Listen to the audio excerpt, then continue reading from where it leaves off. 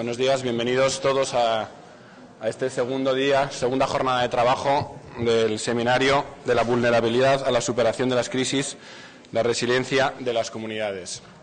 Como decía, es el segundo día de trabajo. Ayer estuvimos todos reunidos también aquí en este salón para hacer un recorrido sobre esta temática de tanta actualidad.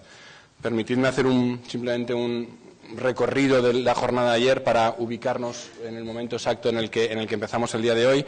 Después de las palabras de bienvenida del secretario de Estado de Cooperación Internacional y para Iberoamérica, hubo una primera mesa redonda que en el programa podéis ver identificado como el bloque 1, que intentaba responder a la pregunta ¿por qué trabajamos desde un enfoque de resiliencia? Fue una mesa que contextualizó y sentó las bases del debate del día de ayer y también de la jornada de hoy. Después de este bloque 1, inmediatamente después, empezó lo que hemos definido en el programa, el bloque 2, que consta de 3 momentos de trabajo. El primer momento de trabajo de este bloque 2, concretamente, la pregunta ¿cómo trabajamos la resiliencia desde el punto de vista del ámbito institucional, estando los actores institucionales representados en la mesa? Después, la segunda parte de este bloque 2, se respondió a la pregunta ¿cómo trabajamos la resiliencia desde el punto de vista del terreno? Con una mesa redonda muy práctica, muy pegada al terreno durante la tarde de ayer, que puso experiencias muy concretas en distintos países como Guatemala, Mauritania, Etiopía y Mali. Y esta tercera parte, tercer momento de trabajo de este segundo bloque, que es el último, intenta responder a la pregunta ¿cómo trabajamos la resiliencia desde el punto de vista de los instrumentos metodológicos? Al final de esta sesión de trabajo, inmediatamente después, sin descanso, habrá una síntesis de todas las jornadas y sobre todo de este segundo bloque que desde el punto de vista institucional, terreno y metodológico intenta responder a la pregunta ¿cómo trabajamos la resiliencia? Para después pasar al siguiente bloque, que con una sola sesión intentará responder a la pregunta la resiliencia en la futura Agenda del Desarrollo. Para la parte más vinculada a la metodología, contamos con 3 personas y lo primero que tengo que hacer es excusar a Laurent Boussard, el director del secretariado del Club del Sahel y de África Occidental, que a última hora ha tenido un imprevisto y no ha podido acompañarnos en la jornada de hoy, aunque ha estado muy cerca, siguiéndonos muy de cerca, incluso lanzando aportes y reflexiones al debate previo que ha habido en estos días. Quisiera excusar también a Laura López de Zeraín, la directora de Cooperación Multilateral, Horizontal y Financiera de la Agencia Española de Cooperación, que a última hora también se ha tenido que excusar y me ha pedido a mí que le sustituya en la moderación de esta mesa de trabajo, que me hace especial ilusión, la verdad, por poder estar aquí. La metodología de trabajo va a ser, como en las jornadas de ayer, 3 intervenciones de los 3 ponentes que me acompañan ya en la mesa y que ahora introduzco, alrededor de unos 15 minutos por intervención, para dejar suficiente espacio, nos interesa mucho esto, suficiente espacio a las preguntas del público y al debate. Ayer realmente en todas las sesiones hubo muchas preguntas muy interesantes que suscitaron la posibilidad de puntualizar, de matizar, de profundizar muchos aspectos que se lanzaron de la mesa, con lo cual esperamos realmente poder cumplir los tiempos y poder tener tiempo para 2 o 3 rondas incluso de preguntas desde el público. Después, como decía, inmediatamente después, Manuel Sánchez Montero, el director de la Oficina de Ayuda Humanitaria de esta casa, hará una síntesis del trabajo hasta ahora para pasar a la siguiente y última mesa. Me acompaña en la mesa para trabajar el tema de instrumentos y metodologías, a mi derecha, Annelies Heymans, de CARE Holanda, y a mi izquierda, al fondo de la mesa, Annalisa Conte, vicedirectora de Programas, Políticas e Innovación del PMA, y inmediatamente a mi izquierda, Florence Polan, oficial de Aquicultura y Pesca y experta en resiliencia de la FAO. Los títulos de cada una de las presentaciones están en el programa y también tenéis una pequeña síntesis de su biografía, de su experiencia profesional, con lo cual no la repito, lo podéis consultar con todos los datos en el programa y así pasamos directamente a las presentaciones. Una cosa antes de empezar, solo para contextualizar las preguntas de fondo que hemos lanzado a los ponentes para que intenten centrar sus presentaciones son 3. ¿De qué instrumentos disponemos y para qué tipo de acciones? ¿Cuáles son las principales lecciones aprendidas y recomendaciones para la planificación, ejecución y evaluación de acciones con enfoque resiliencia? Y cómo transversalizar el análisis de riesgo y la construcción de resiliencia en comunidades. Lógicamente, las presentaciones son presentaciones abiertas, no responderán directa e inmediatamente a cada una de las preguntas, pero estas preguntas son el telón de fondo, tanto de las presentaciones como del debate que queremos tener y nos interesa mucho tener posteriormente. Sin más, daría inmediatamente la palabra al primer ponente, cuando quieras. Thank you, Xavier, for the introduction. Good morning, everybody. Actually, first of all, I would like to thank the Spanish International Cooperation for inviting us and to present our handbook, which was a program financed by the European Union and was done in partnership between 3 organizations. It was initiated by CARE Netherlands, and I have to apologize for that I'm not from CARE, but the person who was from CARE has been traveling to the Philippines to attend the emergency there. I am part of Wageningen University, Disaster Studies, who was also a partner in this program. And we are a university that likes to make a link between science and society. So we are very eager to do applied research. And the third partner was a French organization, Group URD, who is also a think tank translating theories in practice. And they develop methodologies for practitioners and policymakers.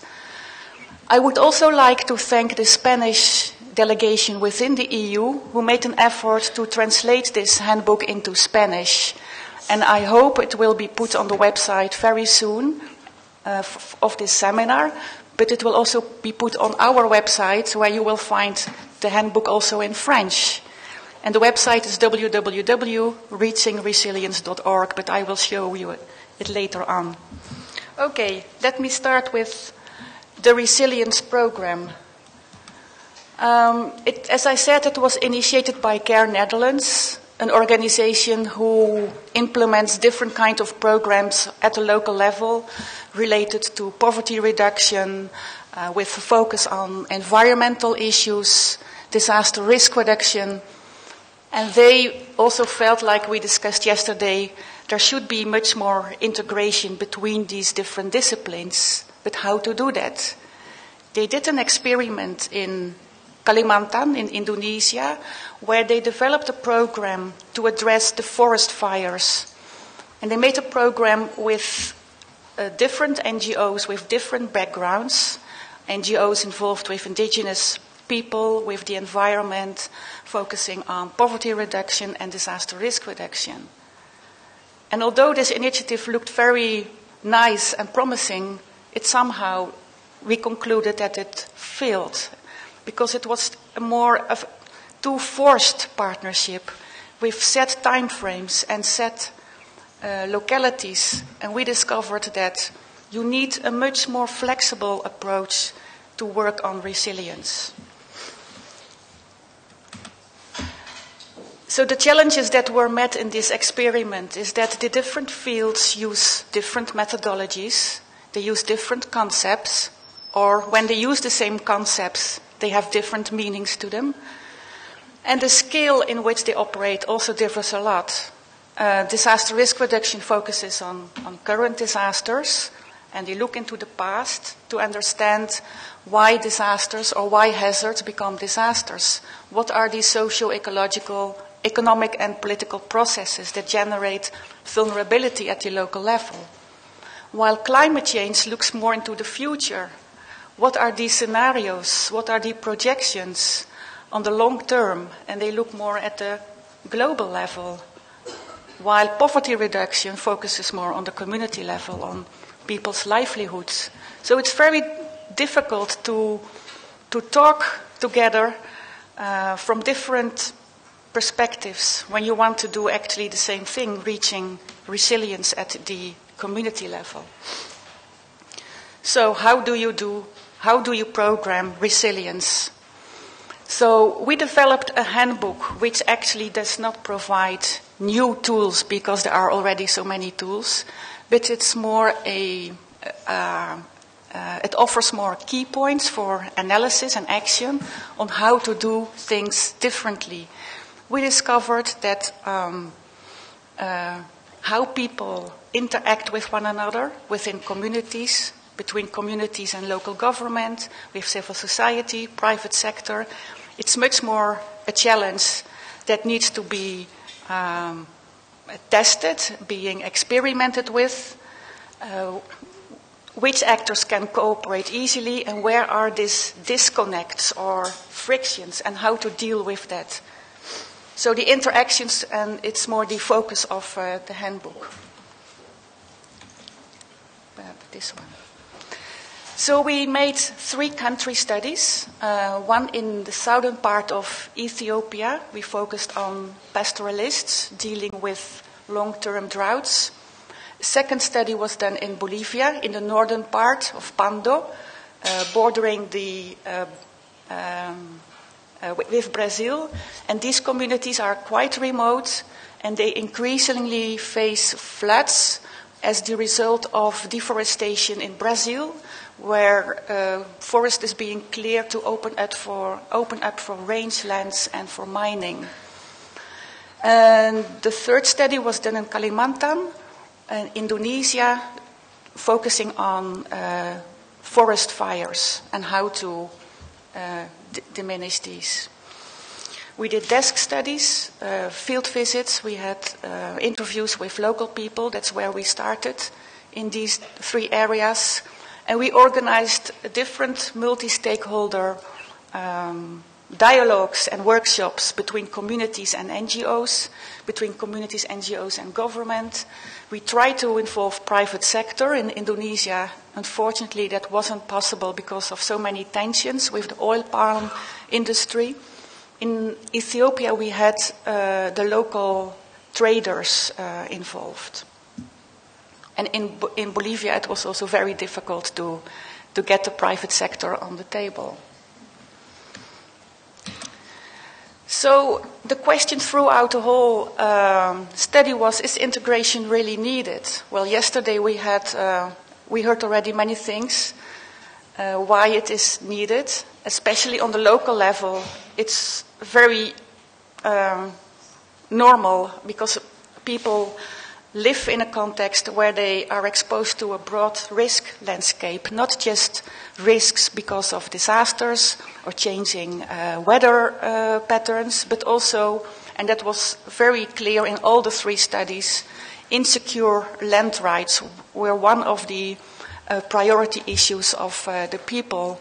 Like in Kalimantan, part of the communities were transmigration communities, people who were moved by the government from Java to Kalimantan to start a new life there. But up to now, they didn't have formal status as a village, meaning that they could not tap government services, they could not participate in elections. There are so many things that they could not do because they are not yet recognized as a village.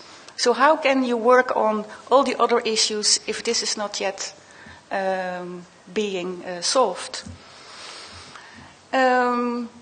People also find it quite artificial, this distinction between the 3 realms. For instance, if you build a water tank in a village to cope with drought, this water tank may also be very useful for long-term climate change. Or when you use it for irrigating fields, it's also a way to reduce poverty. So it's a little bit artificial. But we also found if you make it one blend, where you put all the different fields together, each field may lose its expertise, its particular contribution to the interventions. And of course, it's very difficult to make this integration operational. So we thought of an integration light approach, or resilience light. And I can illustrate it best with comparing Chinese cuisine with Thai cuisine. With Chinese cuisine, you have this 5 spices powder, where you combine sweets, sour, salty, bitter, all the tastes in one blend, and you put it in the dish. It tastes nice, but you cannot distinguish each taste anymore. While the Thai dish also have the different tastes, but you can try a bit of rice with a sour dish, and then the next bite will be rice with a more spicy. So, and altogether you also enjoy this meal, but it's more flexible. And I think that is the way we view resilience. Yes, you need all the different tastes and the expertise, but not all forced together in a Anyway, it should be more flexible. Yeah. And we also realized risk seems to be the cross-cutting concept that makes sense for both climate change experts, but also for local communities, and not vulnerability, because vulnerability is a term that local people do not use.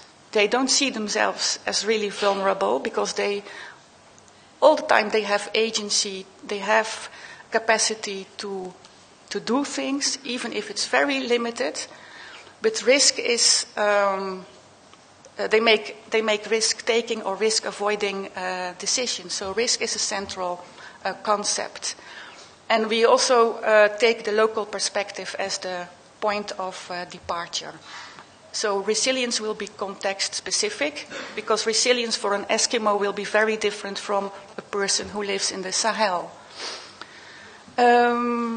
It's also a challenge to try to speak a common language. So we have examples where global change disaster scenarios were translated to local contexts using the local knowledge of farmers, facilitated by civil society to be a kind of bridge between the scientists and the local communities, and to make sense of both knowledge bodies. What is crucial in the studies, in the experiences and the handbook is the focus on politics, on power differentials, because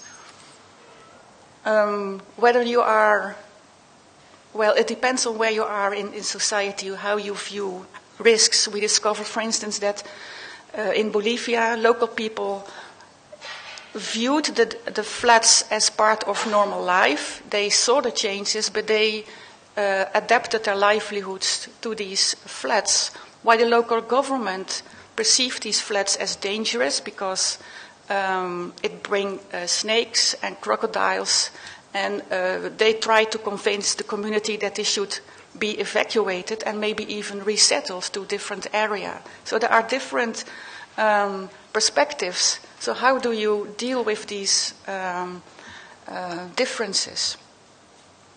So the key points for analysis and action are not so much about new tools or what to do, but more on how to do things. These are the 8 key points, starting with understanding the risk landscape of local people, different risk perceptions within the community, between communities, and that ends with resilience or achieving resilience. It's not a step-by-step model, because reaching resilience or development processes do not follow a linear line, but they are very unpredictable. There are successes, there are setbacks, and you can move from one to another and go back. So the first 3 on the left are more the points for analysis. So from the risk landscape, we understand, depending on the issue at stake, when it's flood or when it's forest fire, who are the relevant stakeholders that deal with these issues? What are the policies, regulations in place? Are they being implemented or not? Are they reinforced or not? Where are the disconnects? And where are the differences in risk perspectives? The power force fields is also a more deepening part of the analysis to understand where are the spaces for dialogue. For instance, what we see happening now is that local people try to make use of the existing democratic spaces to influence their risk problems, or to put their risk problems on the agenda of development councils, or try to influence parliaments. So they use the existing structures and to get resources and support from the government. So these are very important key points to increase accountability and to make responsible governments. and also civil society, instead of developing programs that you put on the local level and try to implement. So this is a different of a shift in thinking. Well, many risks or disasters cannot be solved by one community alone. So they need to see, are there more communities facing the same challenges? Can we build networks for early warning, but also for advocacy, for lobby?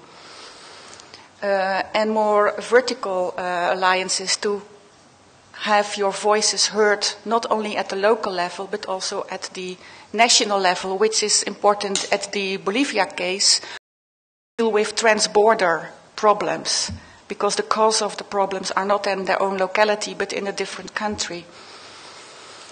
Another key point is about how to negotiate or engage with stakeholders with whom you do not share your interest or agenda. This is the most challenging key point, I think, because it's quite unpredictable and open-ended how things go. It's also about facilitation being impartial. The handbook mentions an example of local communities facing with illegal mining causing landslides, flash floods, destruction of their rice fields. But the miners try to oppress people, harassment, even there was even one murder. So people are not willing to talk openly about this issue. So how can you facilitate a move into this very power force field, engage with all the different actors, talk about issues that are non-threatening in the beginning. For instance, like also in the example of Guatemala yesterday, try to get support from a forestry department to plant trees, talk about food security, about water problems, and slowly you will touch on the mining issue, maybe after 1 year only. But then people start talking with each other, engaging with each other, and maybe at one point, or this happened, there started a dialogue between the miners and the community. Anyway, another point, working across scales, it's very important. The book mentions how to take an ecosystem approach into account. If people downstreams are affected by floods, you have to do something upstreams as well. And in the case of Indonesia, we used the risk assessments as a dialogue instrument to connect the upstream and the downstream communities. But also in terms of how to translate global change scenarios to local level measures. How can farmers make sense of these scientific information? And how to translate these into measures to cope with long-term or to adapt to long-term climate change. Well, the seventh key point is about flexibility and learning. Also from the feedback of communities, they said it doesn't help when different actors in a partnership try to address our problems in a holistic manner because it confuses us. Then one day people from this organization comes to us and tomorrow another organization talks about our locality but from a different perspective. We just want to deal with one, one organization, but then make a plan, an action plan based on our priorities, like we should first tackle these land issues, but that is a long-term process. At the same time, we can also focus on livelihood issues, but try to make a local action plan with strategies and only then take the different actors on board. So if you remember the Thai dish, just a bit here and followed by another bite there. And although resilience may have a very positive image, much more positive than vulnerability, there is still no consensus about what resilience means. Resilience means still many different things for many actors, and this is hidden. So if you work on resilience, try to be aware of how this may impact on other people or on the environment. So resilience, in our view, is a long-term political process about creating multi-stakeholder partnerships, and hopefully that will become more the norm than an exception. So I think I will end here. Well, I just want to add that this is a living document. It's not a recipe book. It's a book to encourage thinking, encourage experimenting with how you work. And we created a website where you can put your feedback. There you will also find 3 movies from the 3 different case studies, the different issues. And there is a dynamic tool game where you can win funds when you make a good resilient program proposal. This is just a joke, but it's a nice way to see, to test whether you are a resilient program officer. Thank you.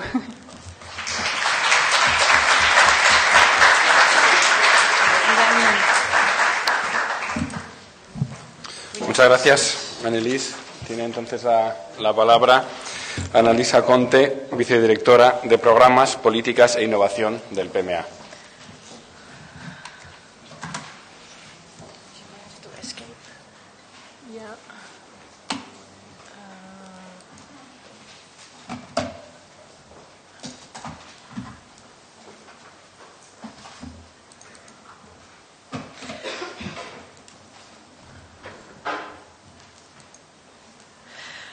Okay. First of all, good morning, everybody. And let me also take this opportunity to thank the Spanish Cooperation Agency as well as Oxfam Intermon for inviting us to present at this conference. My presentation is going to be short, and I hope that I will be able to convey messages that will spark discussions later on. And I would like also to acknowledge the presence of another colleague of mine, Carlos. He is sitting here with us, who will help me to answer questions. He is in charge of or actually is working in our unit that deals with rural resilience and safety nets. So my presentation will focus on what WFP has been doing over the past decade, but mostly, and this shift from food aid to food assistance, and how we have changed our toolbox in order to be more relevant, more efficient, more effective when we provide food assistance. By the way, did you see that there are only women this morning? And did you notice that 2 of the 3 women have the same name, although spelled differently? Okay. During the last 10 years, we have seen a rapid evolution of the food assistance, in particular of the international in-kind transoceanic food assistance. Already in the 90s, WFP, which is the world's largest food assistance organization, was able to shift from the traditional in-kind food that was donated by the member states into progressively bigger quantities of food procured on the local and regional markets.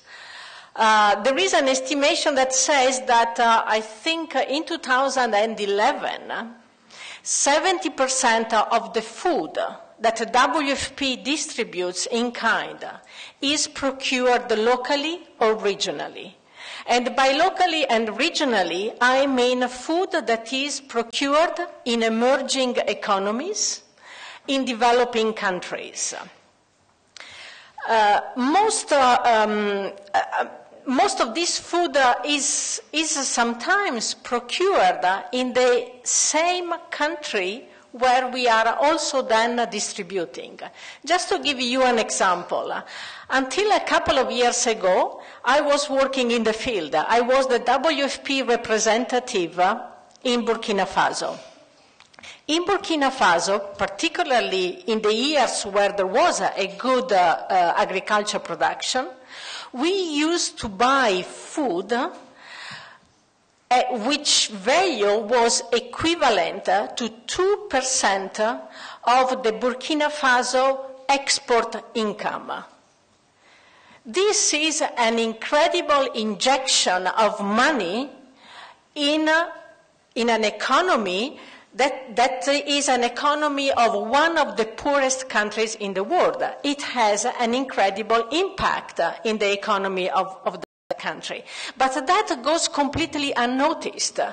Why? Because we buy food and we distribute it. And it seems that we are constantly distributing surpluses. Well, in a certain way it is true, because what we procured in Burkina Faso was a surplus production. We are not going to buy when there is no surpluses.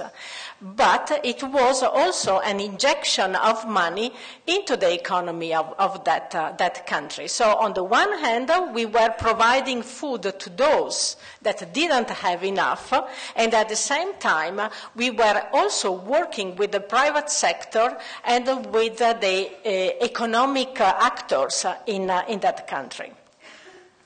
But that is not all. In 2008, as you might know, WFP made a radical change in the strategy. That was discussed with our executive board, that is made of the UN member states. And eventually it was accepted and it was validated and approved by the member states. This change is what we call the shift from food aid to food assistance. I don't know exactly how you translate this in Spanish, but I know that in some languages, even in my mother tongue, Italian, there isn't much difference between aid and assistance. They are very often used as synonymous, but for WFP, that has a profound meaning and a profound shift in the way we do our work. Why? Because this includes moving from the big bags of maize, wheat, or other cereals into integrating those bags with specialized, ready-to-use foods, with the use of cash transfers, voucher transfers, which, by the way, have also secondary effects, like providing a financial inclusion of those people that receive the cash, as the secondary benefit of further improving the economy of the retail sector, and not only the wholesale sector where we buy the food. We have tools that are called pro-smallholder procurement, whereby we procure food from small farmers. We help them to organize themselves in organizations or in groups, so that they have a wider power and capacity to deliver the quantity and the quality of food that we want to buy. Through these procurements, we also help them we facilitate their access to microcredit. We have weather-based index insurance for the small farmers, that they are subsistence farmers. We heard yesterday how these subsistence farmers, they are not able to cover from their own production their food needs, and whenever there is a shock, being this a drought or a flood, they are completely flat, they have nothing. But with this type of insurance, if something is happening, they will no longer need to wait for the assistance to come and help them with a bag of food, but there will be the insurance that will pay off, and they will have the means to be self-reliant. All of this because the shift from food aid to food assistance means broadening our toolbox and have in our toolbox solutions to food and nutrition security. What did trigger this change? Why did we change? Was there need? What happened? Basically, several factors that happened more or less within a short period of time. First of all, there was a strong push and progress with regard to food security and market assessment. New tools came available, particularly to assess the food security and the market conditions in an emergency. Then another important element is the scientific evidence that was brought up relatively recent and which focused a lot on the first 1,000 special days. What are these 1,000 special days? It is the period from when the child is conceived, is still in the womb of the mother, until the child is 2 years old. Scientific evidence has proven that nutrition during those 1,000 days is critical to the future of that child and his or her development into an adult that can be an active actor in the economy of the country. And because the mother, when she is pregnant, and the baby, when he is born, have special nutrition requirements, new specialized products have been developed and now are available for those specific population groups to either prevent undernutrition or to treat undernutrition. Then, if you remember, in 2008, we all faced the issue of the high food prices. That was a shock that impacted all economies, whether it was in developing countries or developed countries. And because of that situation, governments and aid agencies had to quickly expand their toolbox. We had to start to think outside the box. We had to have innovative ways to help those that were no longer able to access sufficient food because their purchasing power had declined due to the high cost of food, but also of those small retailers that were facing almost bankrupt because the mass of their customers, particularly in the poorest areas of the developing countries, they were no longer able to buy food. So we were facing a situation in which we could, as WFP, have continued to assist the beneficiaries, the people that they didn't have enough to eat, with our traditional way. Could have brought in the food, give the food to them. Why? Because what they needed, it was to fill their stomach full. But by doing that, in a situation where food was available in the market, but it was too expensive for those people, we would have made those people fine from a nutrition and access to food point of view, but we would have destroyed the economy of the small retailers network. So that was when WFP said, here we have to do things differently. We have to think outside the box, and we have to start to use something that maybe we are not familiar with. NGOs are more familiar than us. We have to learn from them how they did at small scale, and let's see if we can replicate at large scale. And that is what we did. Then there were, and we are still confronted with repeated emergencies, particularly natural disasters, like the one that we just witnessed in the Philippines.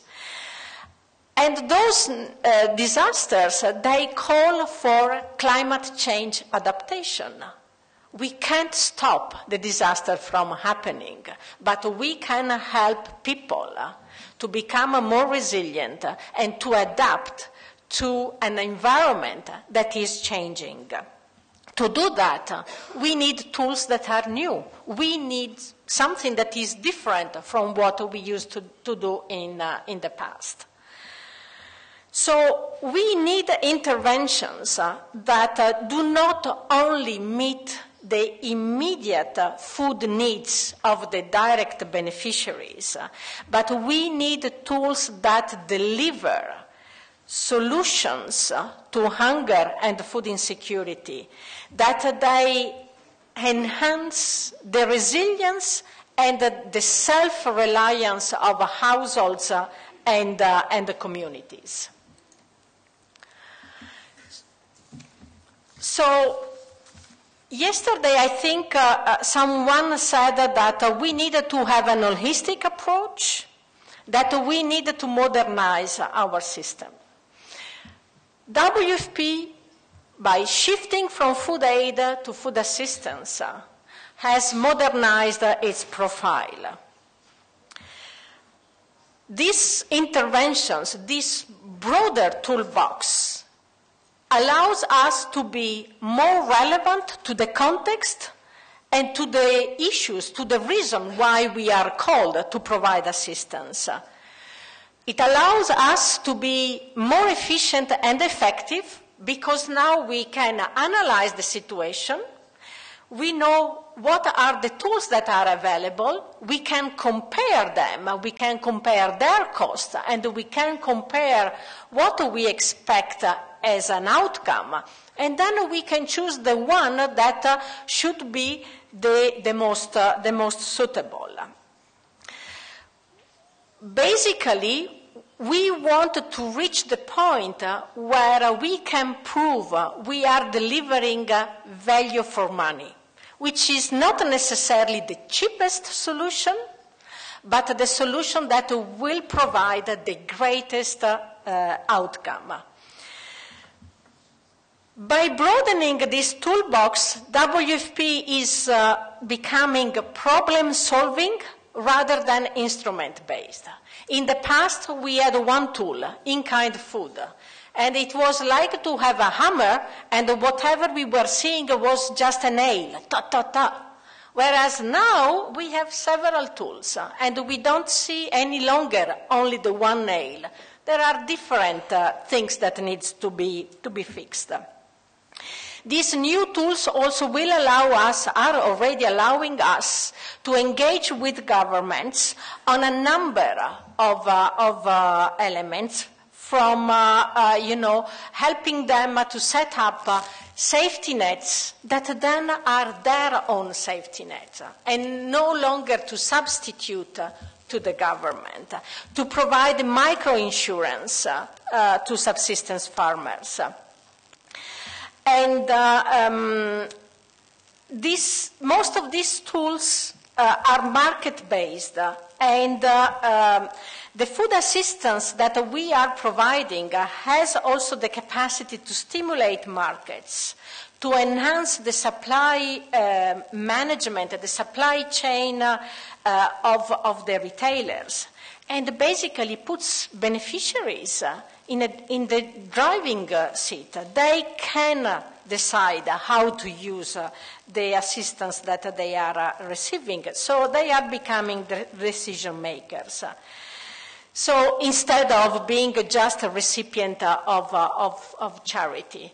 So broader toolbox, ability to choose the tool that is the most suitable for the context and for the situation in order to be more relevant, more efficient, more effective. I would stop here. Thank you.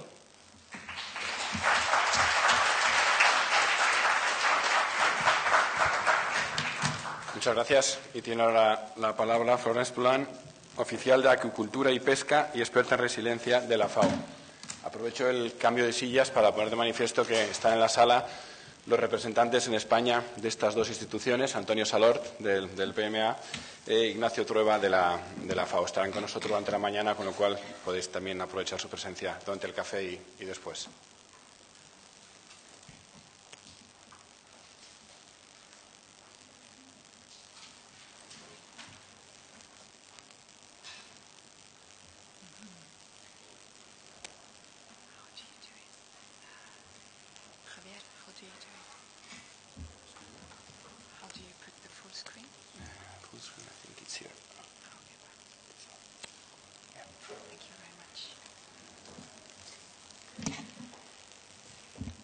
Good morning to all. So I work in FAO on issues of resilience. I come from the Fisheries and Aquaculture Department, but I'm here to represent the FAO core team who is developing the strategic objective of FAO on resilience. So the core team is multidisciplinary. There is fishery, which I'm representing, the agriculture sector, forestry, natural resources, and also experts in social protection, disaster risk reduction, climate change adaptation, amongst others. So before I start with the presentation, I wish to thank the Spanish Cooperation Agency and Oxfam Intermon for organizing this seminar and for stimulating discussion on resilience. I also want to compliment the Spanish Cooperation Agency for this 25th anniversary. So this week is very peculiar because of the typhoon in the Philippines. So this is why I've changed the initial picture of this presentation. And the question is, can we avoid this? And what can be done to strengthen countries and communities to anticipate, prevent, manage, and respond to disasters? So FAO stands for the Food and Agriculture Organization. It is a UN specialized agency, and our mandate is to ensure food security for all.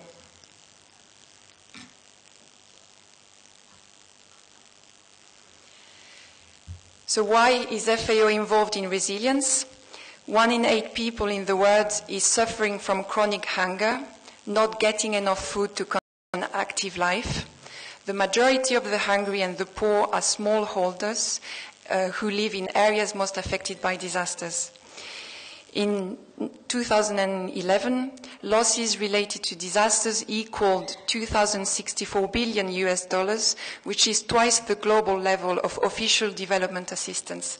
For this reason, FAO believes it is critical to invest in resilience to protect and enhance the livelihoods of people who depend on natural resources for their income and food.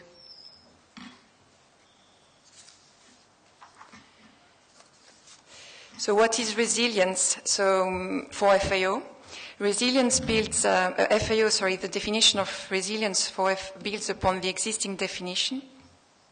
So you will recognize the first part of the definition, which is very similar to the definition other agencies are using. The ability to prevent, anticipate, absorb, accommodate, or recover and adapt from disasters and crises in a timely, efficient, and sustainable manner. Maybe what I would like to highlight in this first part of the definition is sustainable. What is important here is to ensure what is being done in the response to emergency affecting the agriculture and food security sector is that it is being done in a sustainable, in something which is not going to prevent the sustainability when we come then to development. So, for instance, like a practical example, after the tsunami, the Asian tsunami in 2004, many agencies provided boats, fishing boats, to the people in Indonesia. And doing this, they increased pressure on the fisheries resources, which then had impacts on the livelihoods of the fishing communities and on the aquatic resources. So we don't want to do that anymore. We have to ensure a continuum between emergency and development. The second part of the definition is maybe more specific to FAO, which again deals with agriculture and food and nutrition security. So the second part, which I'm reading now, this includes protecting, restoring, and improving food and agricultural systems under threat that impact agriculture, food, and nutrition security. So the two things the definition is highlighting is we need to improve the design of emergency agricultural programs to support more effectively governments and communities on the one hand, and on the other hand, we also need to improve development agricultural programming, mainstreaming prevention and preparedness and mitigation into development.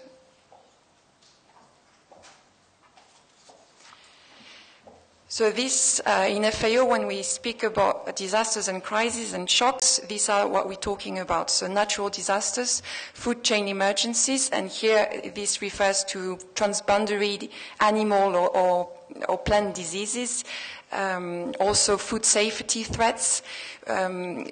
Shocks also refer to socio-economic crises like the soaring food prices in 2008, to violent conflicts like in Syria, or to protracted crises like in the Sahel and Horn of Africa.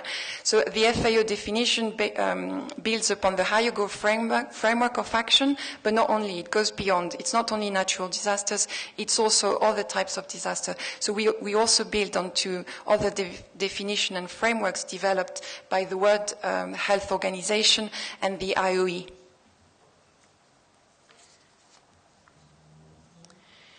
Okay, so here is the first pillar.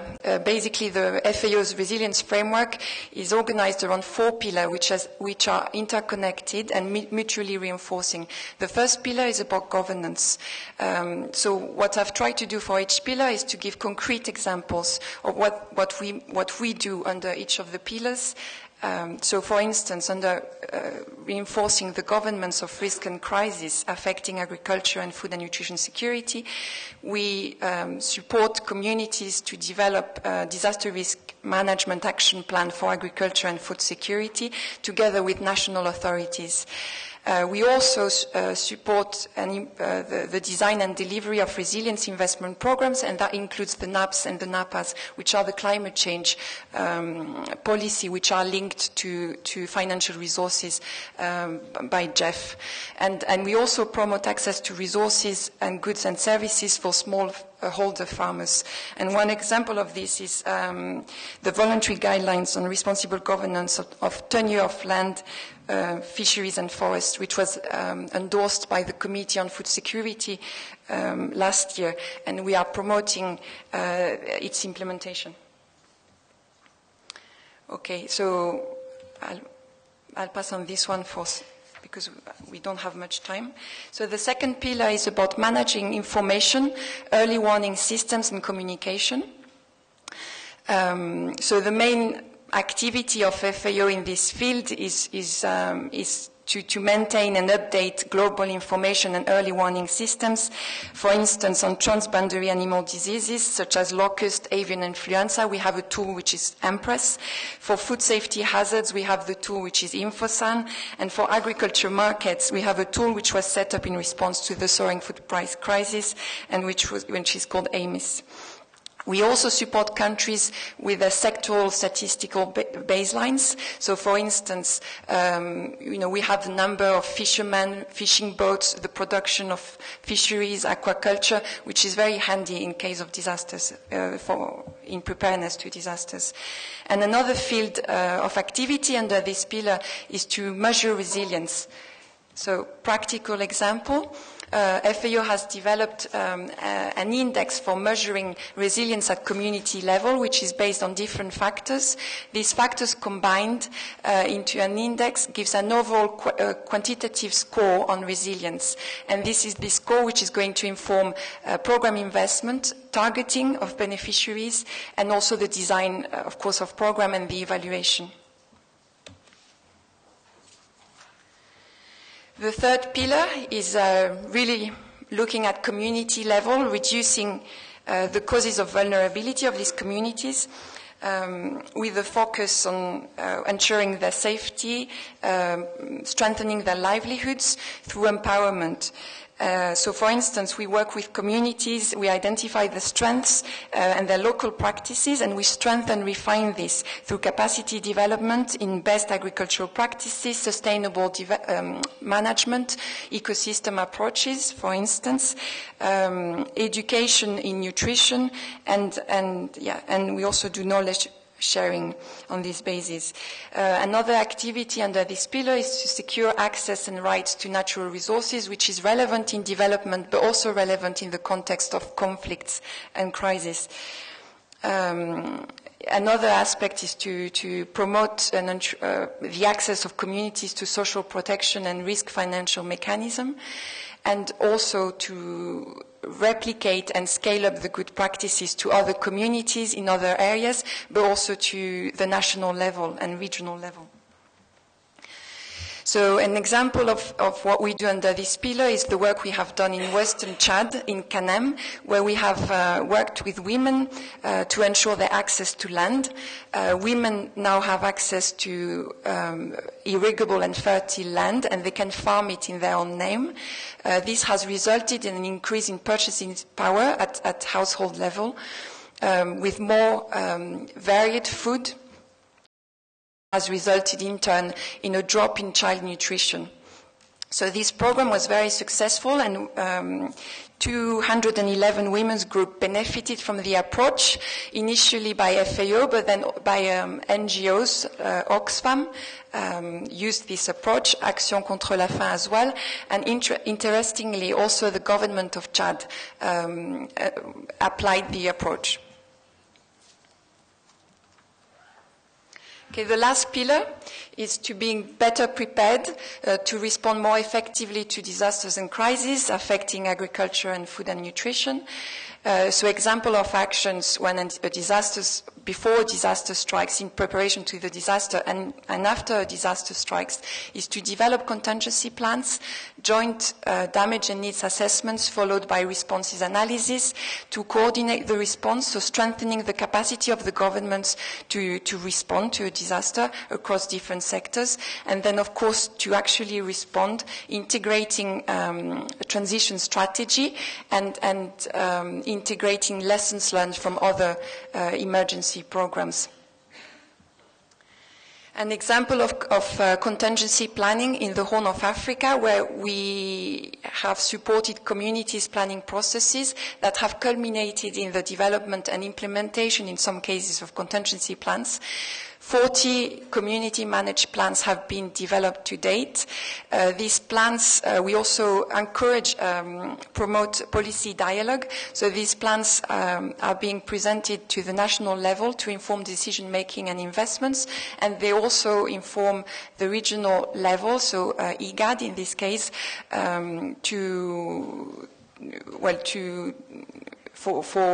for enhancing information, but also to deal with cross-border issues.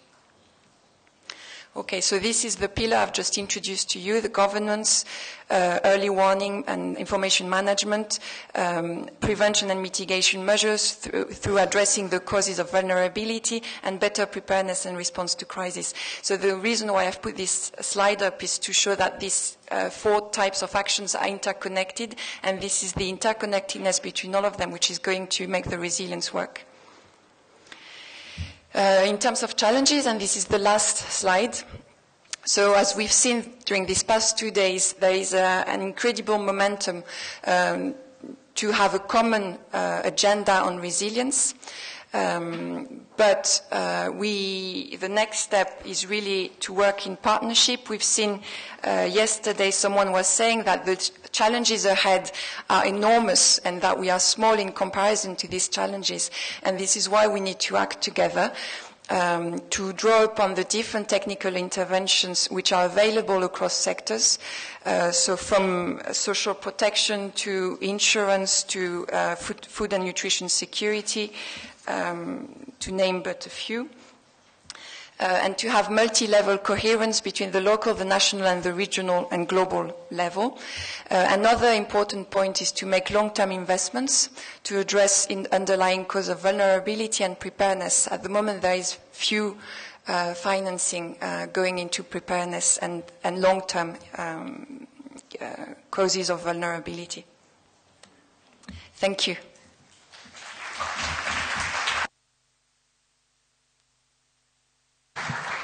Muchas gracias a los 3 ponentes. Gracias sobre todo también por ajustarse a los tiempos, lo que nos permitirá seguir el trabajo de discusión y debate que habíamos previsto. Tenemos media hora aproximadamente, por lo cual creo que podemos hacer unas 2 rondas de preguntas. Juntaremos 3, 4 preguntas del público que pueden ser dirigidas a alguno de los ponentes o abiertas a los 3.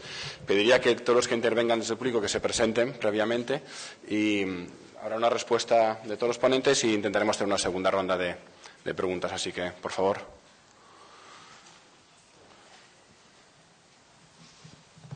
Gracias. Buenas. Mi nombre es Carlos Centeno. Trabajo en el Programa Mundial de Alimentos con Analisa, en la unidad de resiliencia. Analisa había dicho que tal vez puedo responder algunas preguntas. Lo que vamos a hacer es hacer trampa. Y vamos a poner 2 slides si Francisco nos permite. Son 2 o 3 que están ahí para visualizar lo que vamos a decir, que es analizar luego de la parte general y las herramientas que tiene el PMA a nivel global. Me gustaría saber de ustedes y de los partners y la AECID sobre la metodología que estamos desarrollando y que tenemos trabajando desde hace 4 años. Entonces, me voy a parar acá mejor. Me va a tomar 2 minutos y medio, me lo cuentan ahí. Pero básicamente lo que hemos estado escuchando son países, por ejemplo, Guatemala, Etiopía, Mali, Mauritania. ¿Y qué pasa? Los amigos aquí nos pueden decir, our friends here can tell us what's going on in these countries.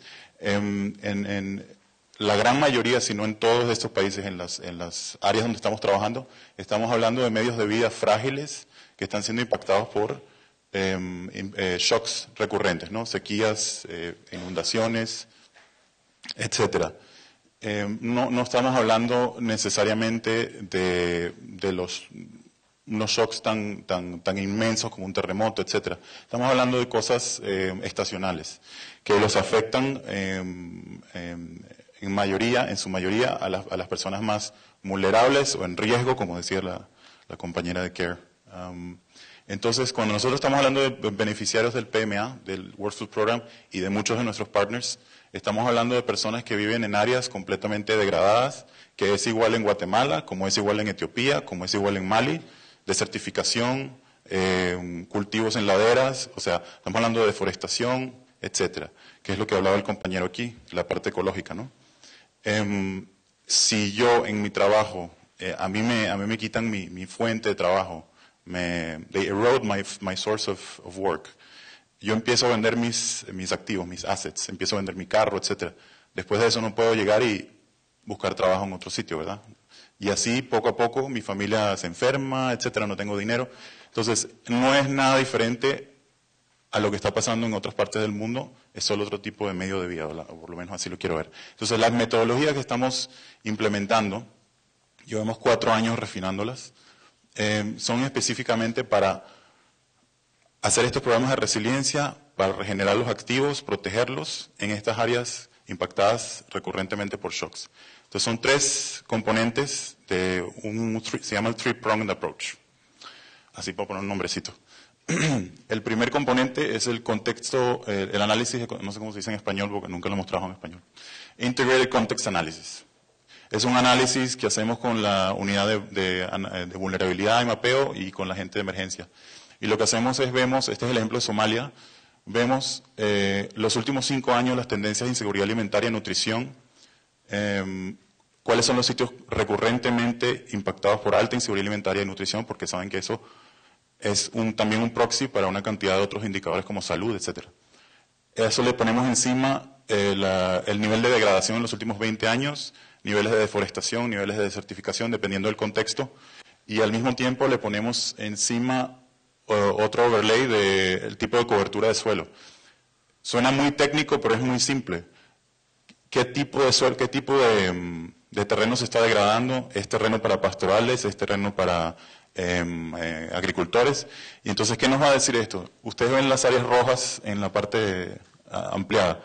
Esas áreas están altamente degradadas, son áreas agropastorales, y al mismo tiempo los puntitos morados son los sitios donde está viviendo la gente con altísima inseguridad alimentaria en los últimos 5 años. Eso te va a orientar a decidir qué tipo de intervenciones vas a tomar. Esto no es el World Food Program solamente, esto es el World Food Program con todos nuestros partners. Entonces, donde nosotros no podemos entrar en salud, entra UNICEF, entra el World Health Organization. Entra el próximo slide. Y luego vamos a la segunda parte, que no se lee nada, no importa, solo vean los colorcitos.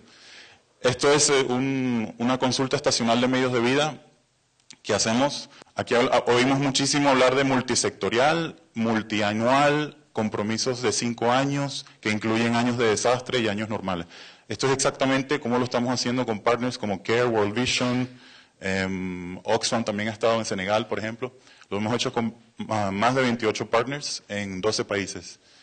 Esta herramienta lo que hace es que vemos los indicadores de la primera parte de arriba, a la izquierda del recuadro amarillo.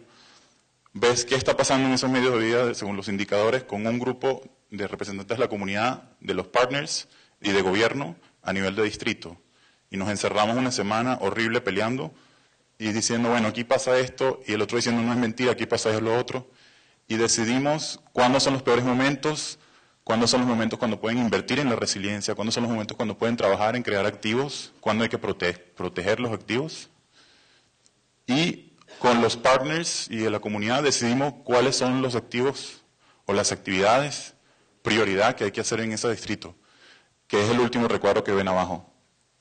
Todo orientado de acuerdo a la estacionalidad, porque un problema que teníamos en los últimos 10 años es que venía un partner por acá, otro partner por allá, WFP votado por allá haciendo una cosa que no tiene nada que ver con los otros, y autocrítica, ¿no? Entonces lo que estamos tratando de reintegrar es cómo usar la complementariedad de todos ustedes con nosotros en el campo y con una especie de contrato cuando se termine ese proceso con la comunidad, decir, bueno, vamos a intervenir con esto, aquí, con este partner, en este momento de la estación, porque es lo que nos han dicho ustedes que hay que hacer. Y el último slide. Carlos, te pediría que fueras más rápido posible para dar espacio a preguntas. Ponme el último entonces. Y este es el final, que es el tercer paso, que es la planificación comunitaria, que también la hacemos con FAO, que es simplemente hacer un transecto de las áreas con la comunidad y los partners para identificar qué es lo que realmente está pasando y cómo se va a trabajar esas tierras para que sean productivas de nuevo, ya sean desertificadas, ya sea deforestadas, etc. Y eso es lo que va a hacer que ellos mismos sean autosuficientes, producción, y lo mejor que hay es que llegar a una comunidad y que te digan, nosotros no nos necesitamos aquí más. Entonces, eso está pasando en muchas partes donde estamos trabajando. Muchas gracias. Si hubiera más intervenciones del público, preguntas, cuestiones, reflexiones.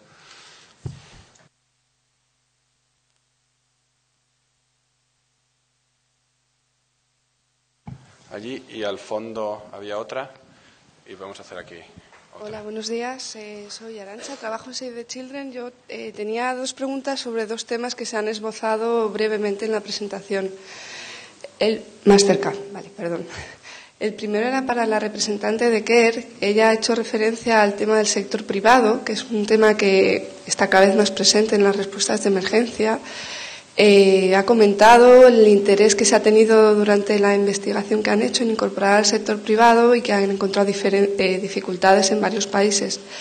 Me gustaría un poco, si pudiera ampliar un poco la reflexión en qué medida podría incorporarse la participación del sector privado en la resiliencia y qué dificultades brevemente esbozadas han encontrado ustedes. Y la segunda pregunta, que podría ir a cualquiera de ellos, pero me parece que quizá más a la FAO y al World Food Programme, tiene que ver con la propiedad de la tierra, que también se ha esbozado brevemente. También en la exposición que ha hecho Carlos se habla de los criterios de vulnerabilidad de las familias y yo no sé si se está teniendo en cuenta el impacto que tiene el acceso a la tierra en la vulnerabilidad de las poblaciones, cómo se está analizando y cómo se está integrando en estas respuestas que están haciendo para promover la resiliencia. Muchas gracias. Había una palabra al fondo, por favor, allí, al fondo a la izquierda y la otra en el pasillo.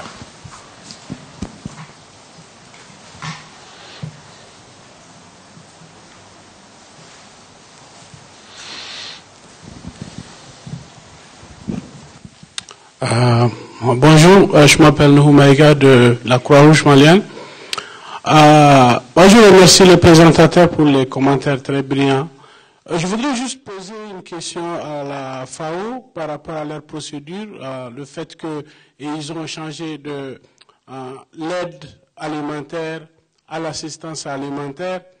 Les explications que j'avais comprises consistaient à aussi intégrer les systèmes de cash transfert.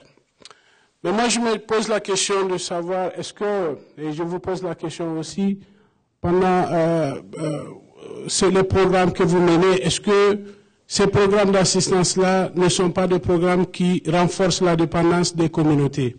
Parce que moi, je suis d'une zone du Mali où la sécheresse est très récurrente.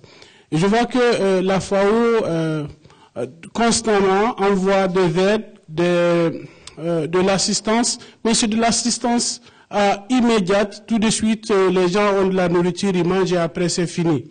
Mais cela a créé une certaine dépendance au niveau des communautés jusqu'à ce que même les activités d'agriculture qu'ils mènent, ils ne le font plus. Et en même temps, ça a créé une forme de... Même l'attitude sociale qui était là où les gens il y avait l'entraide entre eux et tout ça, cette entraide-là et tout ça, cet esprit social-là, et c'est un peu émoussé. Maintenant, je reconnais que dernièrement, la FAO a eu des programmes avec la Fédération internationale des sociétés de Croix-Rouge au niveau de Genève. Et cette année, je veux dire en 2012, à travers ce programme-là, nous avons entrepris avec la FAO au niveau des régions un certain nombre de programmes qui, pour moi, sont les vrais programmes de promotion de la résilience, c'est-à-dire l'aide aux communautés à pouvoir rebondir, c'est-à-dire en leur donnant des intrants agricoles, en les aidant à aménager les périmètres irrigués, en les aidant à aménager des périmètres pour les femmes. Mais la forme d'assistance qui consiste à venir chaque fois qu'il y a la famine, donner de la nourriture aux gens et retourner, moi je crois que c'est quelque chose que nous devons revoir maintenant et nous concentrer beaucoup plus sur la forme d'assistance qui fait la promotion de la résilience, notamment en donnant les moyens à ces communautés de pouvoir se prendre en charge avant, pendant et même après les crises. Merci. Perdón, habría una tercera palabra ahí. Al terminar esta pregunta respondemos y luego volvemos otra vez a las preguntas del público. Vale. Soy Carmela Oz del Instituto de Estudios del Hambre. Bueno, ante todo felicitar a las ponentes y a los ponentes de ayer, que creo que han tenido todos unas intervenciones muy interesantes, y por supuesto a la AECID y a Oxfam Intermón. Bueno, a mí me ha llamado la atención que en ninguna de las intervenciones se ha abordado el tema de los derechos humanos. sí, todos los programas e iniciativas que se han puesto en marcha para aumentar la resiliencia de las comunidades, para superar las crisis, si estos programas tienen un enfoque de derechos. Entonces, en este sentido, yo quisiera preguntarle a la señora Annalisa Conte del PMA. Bueno, el PMA ha hecho un gran cambio de ayuda alimentaria, asistencia alimentaria. Y a mí me gustaría saber si se ha tenido en cuenta el derecho a la alimentación, porque es muy diferente trabajar con poblaciones vulnerables que reciben asistencia alimentaria como receptores de ayuda que tratar estas comunidades como titulares de derechos, ¿no? O sea, saber que son personas que tienen derecho a tener una alimentación adecuada y que este derecho está siendo vulnerado o violado. También es muy diferente trabajar con un gobierno para apoyarle a diseñar o a formular un programa de protección social, por ejemplo, pensando que este gobierno tiene unas obligaciones, ¿no? Son titulares de obligaciones, tienen unas obligaciones. Entonces, es diferente ver, bueno, si estas obligaciones no están siendo cumplidas por falta de recursos, por faltas de capacidades, por falta de voluntad política, ¿no? Entonces, yo creo que es un enfoque muy diferente tratar estos temas con enfoque de derechos humanos. Gracias. Muy bien, muchas gracias por las preguntas. Si os parece, empezamos una primera ronda de respuestas. Podemos hacerla en el orden inverso a las intervenciones, con lo cual empezarías, por favor, respondiendo a las que se han hecho directamente y también a todas las que quieras apuntar alguna cosa.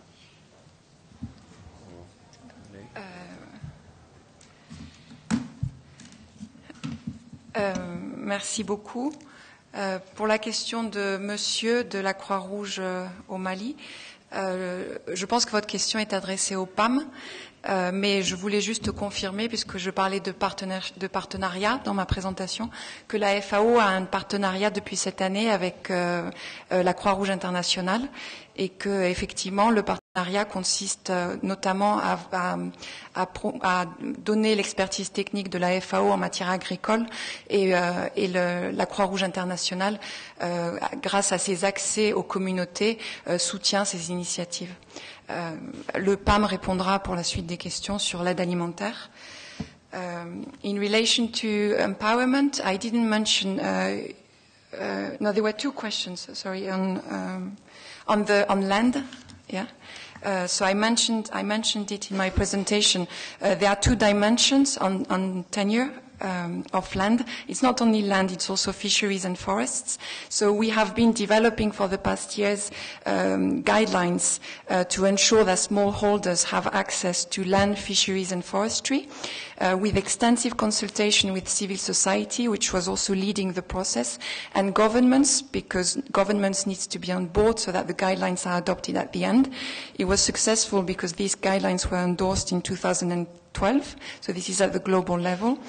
In the fisheries department, we're following a similar process to secure sustainable small-scale fisheries and their access to fisheries resources.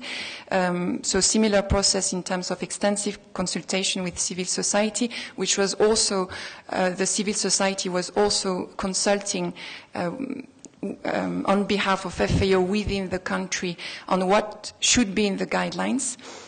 And these guidelines will be presented for adoption at the next Committee on Fisheries in FAO. So this is the policy level, policy dialogue level, and the next level is implementation. And so this is how we're going to implement these guidelines in practice. And so we're discussing with community, civil societies to strengthen community-based organizations and promote policy dialogue within country so that their access and forest and fisheries is secured. I hope I answer your question.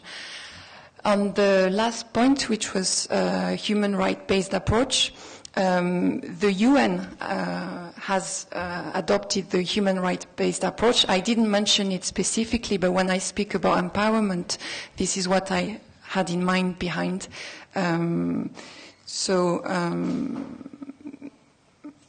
yes, I mean, I'm in full agreement with you. This is an important aspect of resilience, to give this community the rights so that they can so that they are empowered and they become more resilient to crises and disasters. Thank you. Okay.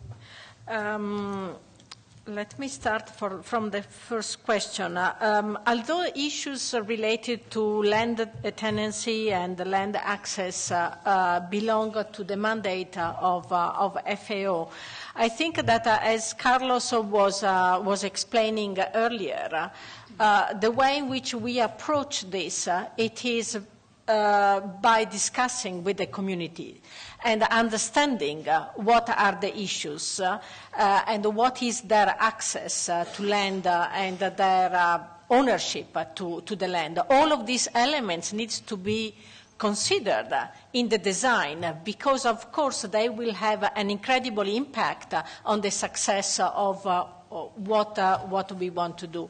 And because we are designing the intervention together with the community, we really have and stimulate the community in highlighting what are the bottlenecks, the constraints, and what are the opportunities. Pour ce qui concerne la question du Mali, effectivement, la question de la dépendance est extrêmement importante. Quand les PAM n'avaient pas de possibilités, mais seulement celle de donner de la bouffe, de l'aide alimentaire, on essayait de le faire d'une façon à que cette aide alimentaire puisse avoir des résultats qui vont au-delà à ceux de donner à manger à des gens.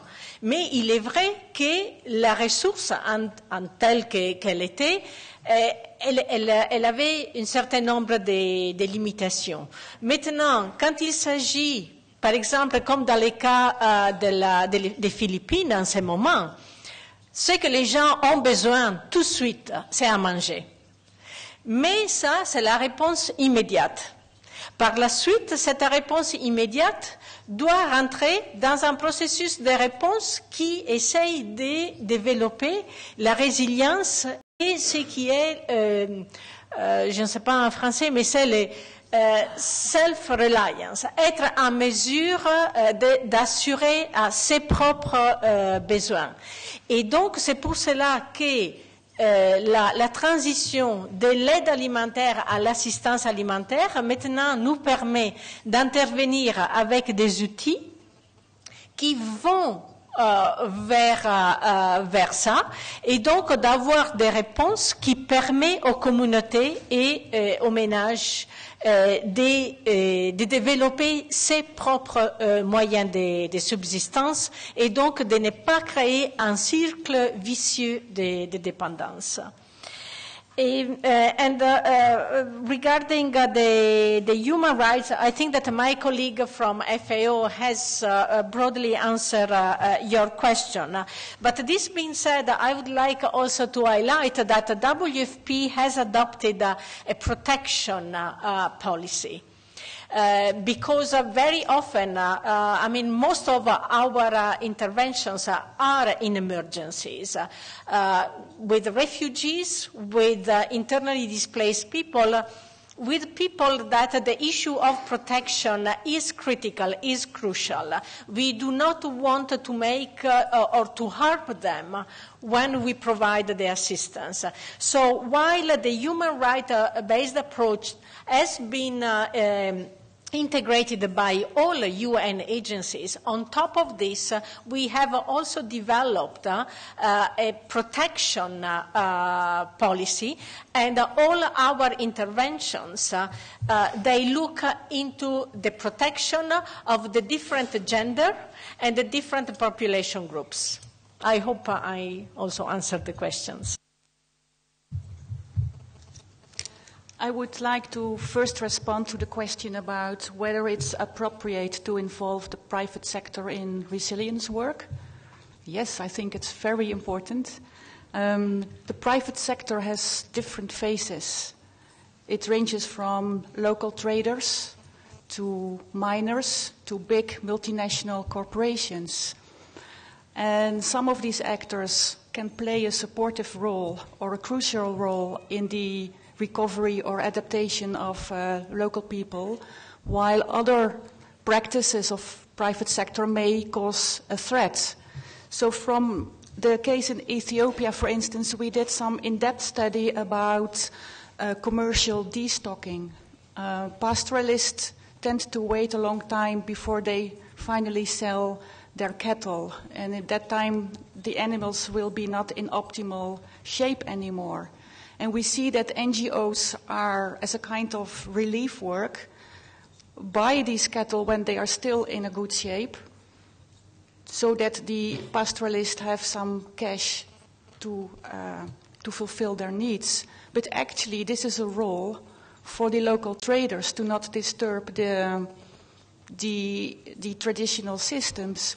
So there were discussions and negotiations between these local traders and the pastoralists. Yeah, to think of arrangements that, because these traders would like to have a cheap price when they buy the cattle, so they wait, but they also have an interest in having good and healthy cattle. So there is a role where this private sector can play a role in the resilience of the pastoralists. In the case of the miners in Indonesia, it's much more difficult. And also in the palm plantations in Indonesia, at the local level there was a lot of conflict. And after some reflection, we thought it may be much better to engage with private sector at a different level, maybe in Europe or at the national level in Indonesia, because also the palm oil industry wants to have a positive image. And maybe you are aware of the Ruggie framework. It's a new framework of the UN which links business to human rights. And it has 3 pillars, and I forgot the one. But it's about to respect human rights when you do your operations, and also to remedy when you have operations that have negative impact on the environment or on the situation in local communities. They have the obligation to remedy this. And these are very difficult processes, but there are some good cases where, with the assistance of Prodeo lawyers, also NGOs, negotiations start with private sector to keep to their responsibilities, to restore the environment, to compensate farmers for losses, etc. And I think this new UN framework may give good entry points to link it to resilience work and disaster risk reduction.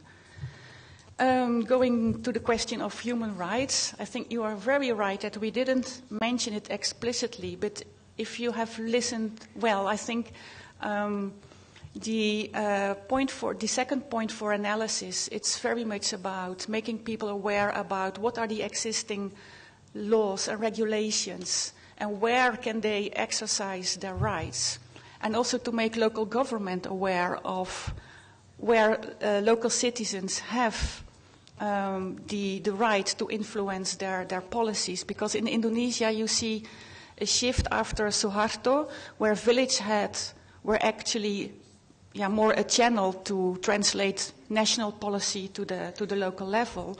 So that mindset is still there. But with the new decentralization and democratization law, there is a lot of space for local people to exercise their rights and to hold government accountable to what they say on paper that they should do. But maybe we should make it more explicit. Thank you. Bueno, aunque estemos un poco justos de tiempo, había ya 1, 2, 3 palabras pedidas de la ronda anterior. No vamos a poder hacer más, porque estamos realmente rozando el tiempo previsto. Con lo cual, os pediría brevedad, por favor, en las preguntas y también en las respuestas, por favor. ¿De micro?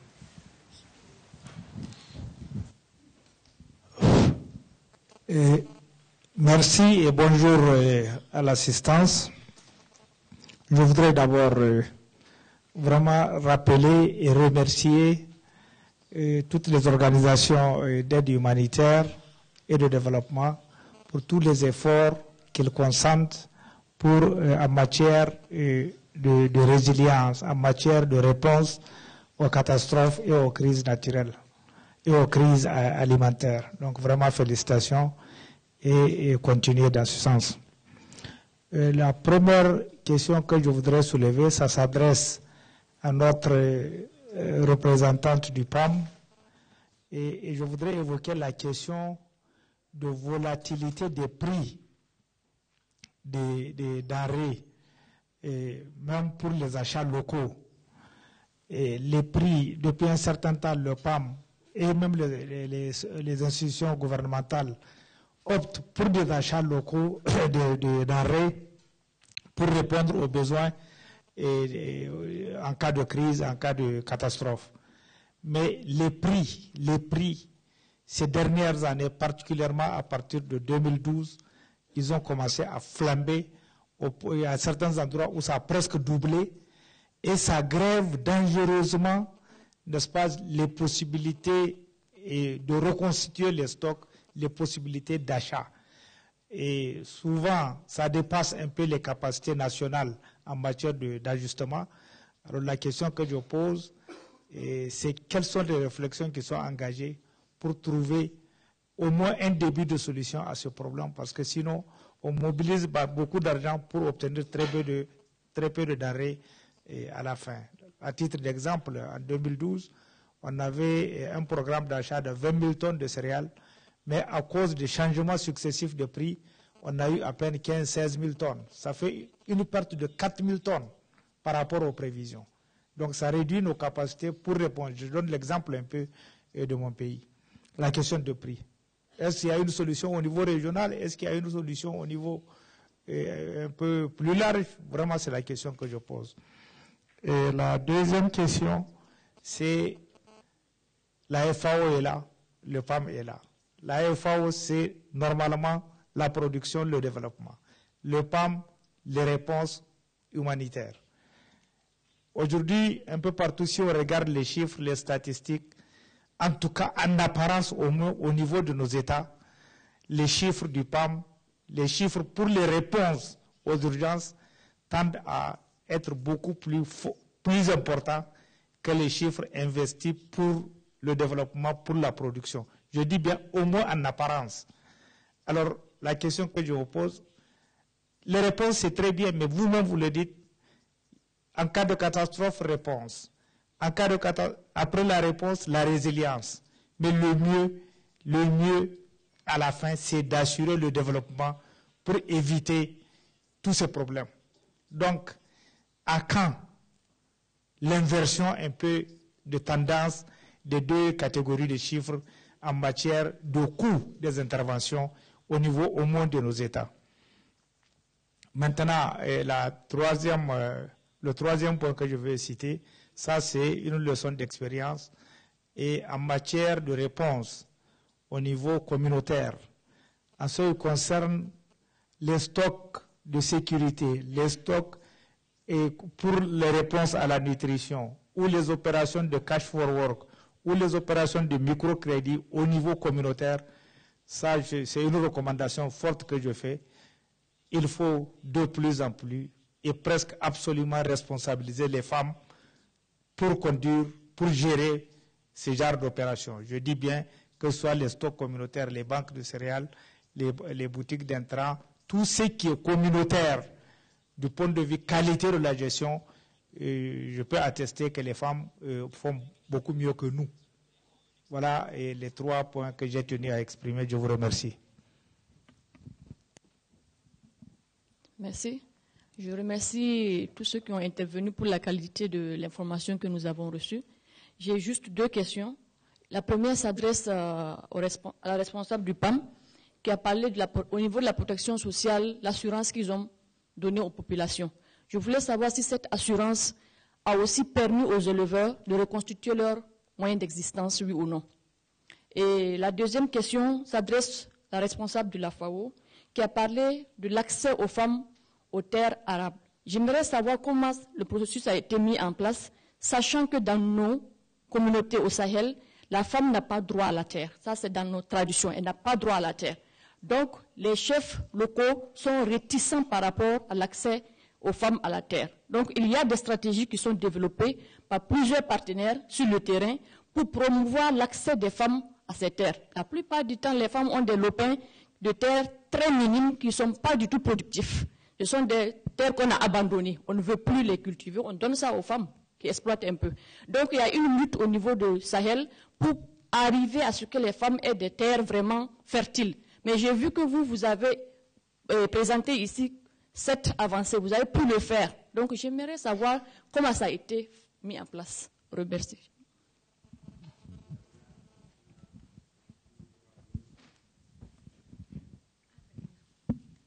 Sí, soy Lucía Prieto de Acción contra el Hambre. Quería pedir a la ponente del PAM que elaborara un poco más sobre lo que ha mencionado del value for money y me lleva un poco a otro comentario que ha hecho la representante de la FAO sobre la necesidad de inversiones a largo plazo.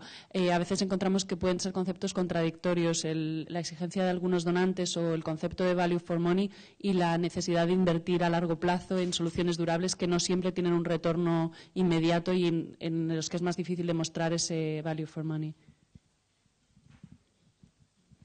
Sí, responderíamos al revés. Okay. To the first question, which is a very important one, what can we do about these price fluctuations? I'm afraid that it's very difficult to influence these prices because it depends also on the macroeconomic trade. And I'm not so much an economist by background, so I feel a little bit uncomfortable in providing answers. But it's indeed very important because it will increase the vulnerability of people in case their own production will be insufficient to meet their dietary needs. So I think I will not have an answer to this question, sorry.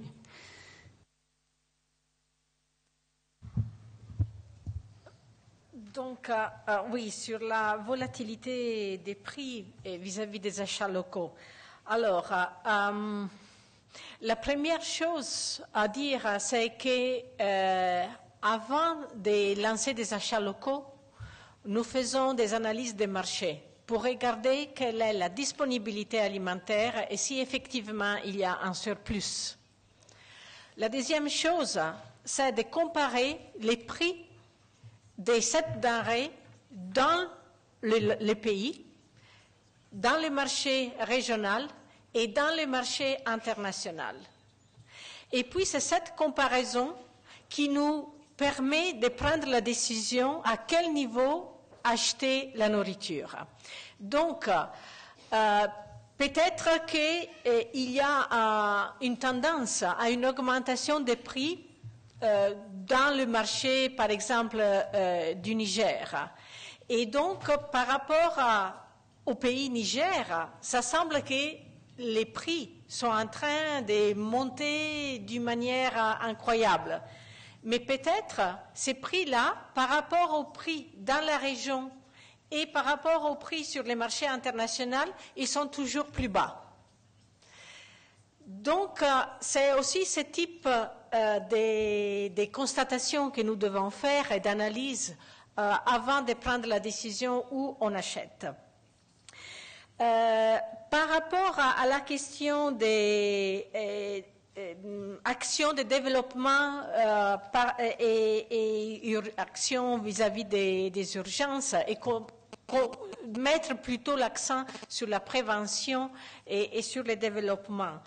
Le PAM, il a le double mandat. Il a le mandat pour répondre aux urgences et le mandat pour le développement. Jusqu'au début des années 90, la plupart de nos programmes étaient des programmes de développement. Mais par la suite, les urgences sont devenues tellement fréquentes et de grande ampleur, et donc maintenant notre portefeuille a complètement changé, et presque 90% de notre portefeuille c'est devenu urgence, et seulement 10% c'est le développement. En fait, là où il faudrait mettre l'accent, c'est la prévention. Parce qu'à travers la prévention, on peut prévenir l'urgence, on peut mitiger l'impact et on peut faire quelque chose aussi vis-à-vis du développement. Mais nous aussi, on doit nous confronter avec les pays donateurs et donc là où ils vont mettre l'accent eux-mêmes pour les ressources. Et oui, je suis d'accord avec vous que le rôle de la femme est extrêmement important dans les questions de résilience et aussi dans les questions de développement. Il y avait aussi une question par rapport à la micro-assurance et les éleveurs. En ce moment, le PAM a des projets pilotes en Éthiopie, au Sénégal et au Ghana. Ces projets pilotes sont surtout avec des agriculteurs, mais en même temps, nous avons aussi un projet de beaucoup plus grande ampleur avec l'Union africaine qui s'appelle Africa Risk Capacity, et nous sommes en train d'aider la mise en œuvre d'un mécanisme national d'assurance pour les secteurs agricoles et donc aussi élevage dans les pays, mais pour aider les gouvernements des pays à adopter les concepts et les mécanismes d'assurance pour leurs propres producteurs agricoles et éleveurs. And then there was a question about value for money. I know that it sounds sometimes I don't know, not so straightforward concept, but basically with value for money, at least the way in which WFP is applying it, it is to use the resources that donors are providing to WFP wisely, in a way that we can achieve the greatest level of outcome. Now, the outcome for us in an emergency, it is short term. When we are talking about the outcome with regard to relief and recovery, it is already medium term. And if it is development, it is much more longer term. So it is also the organization that has to decide and define what is the time frame, short, medium, or longer term. But the bottom line is we should not select the intervention that it is the cheapest. We have to look at the intervention that will give us the greatest result, maintaining cost within limit. But that doesn't mean the cheapest cost.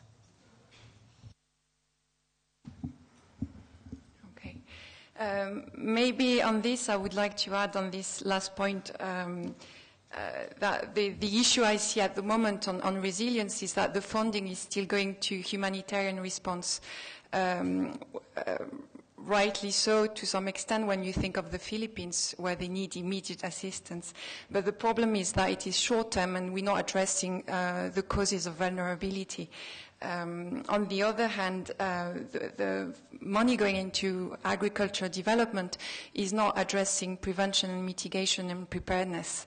And so when I'm saying, we need to invest long-term, it's also that donors, in a way, forces a change in the way humanitarian and development communities are operating, and that we can address really the issue of resilience and strengthening communities and countries.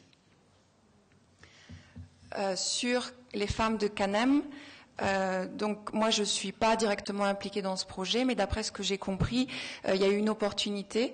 Les hommes ont dû migrer pour des raisons économiques et les femmes se sont retrouvées à la tête de la famille. Et il y a eu un accord entre les propriétaires de terres, donc c'était les Wadi dans ce cas-là, et des groupes de femmes, donc pas avec avec des groupes de femmes pour prêter ces terres pour une période de 5 ans. Donc c'est certainement au cours de ce dialogue qu'il y a eu cet accord possible. Si vous voulez plus d'informations, je peux vous mettre en contact directement avec mes collègues qui sont en charge de ce projet. Merci.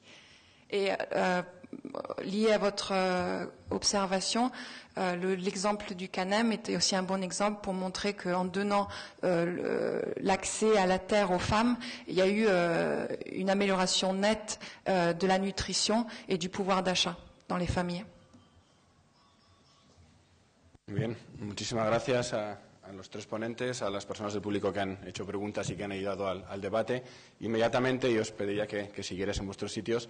Manuel Sánchez Montero, que es el jefe de la Oficina de Ayuda Humanitaria de esta casa, hará la síntesis y la conclusión del primero y el segundo bloque. En todo caso, no voy a hacer una síntesis de esta mesa, que estará recogida después, pero sí me gustaría poner de manifiesto la importancia de, cuando se hacen ese tipo de debates y reflexiones, sobre todo en materias nuevas y a la vez tan importantes como esta, trabajar siempre el ámbito institucional, el ámbito terreno y también el ámbito metodologías e instrumentos, porque contribuyen verdaderamente a aterrizar esos ámbitos y esos discursos y a la vez a sacar lecciones aprendidas de una manera mucho más ordenada, que a su vez iluminan el discurso institucional y el discurso metodológico. De hecho, las preguntas que habéis hecho eran preguntas de gran calado: derechos humanos, propiedad de la tierra, el incremento de los precios, que al aterrizarlas a través de metodologías e instrumentos permite dar respuestas ordenadas y coherentes al conjunto de la reflexión. Y inmediatamente, Manuel.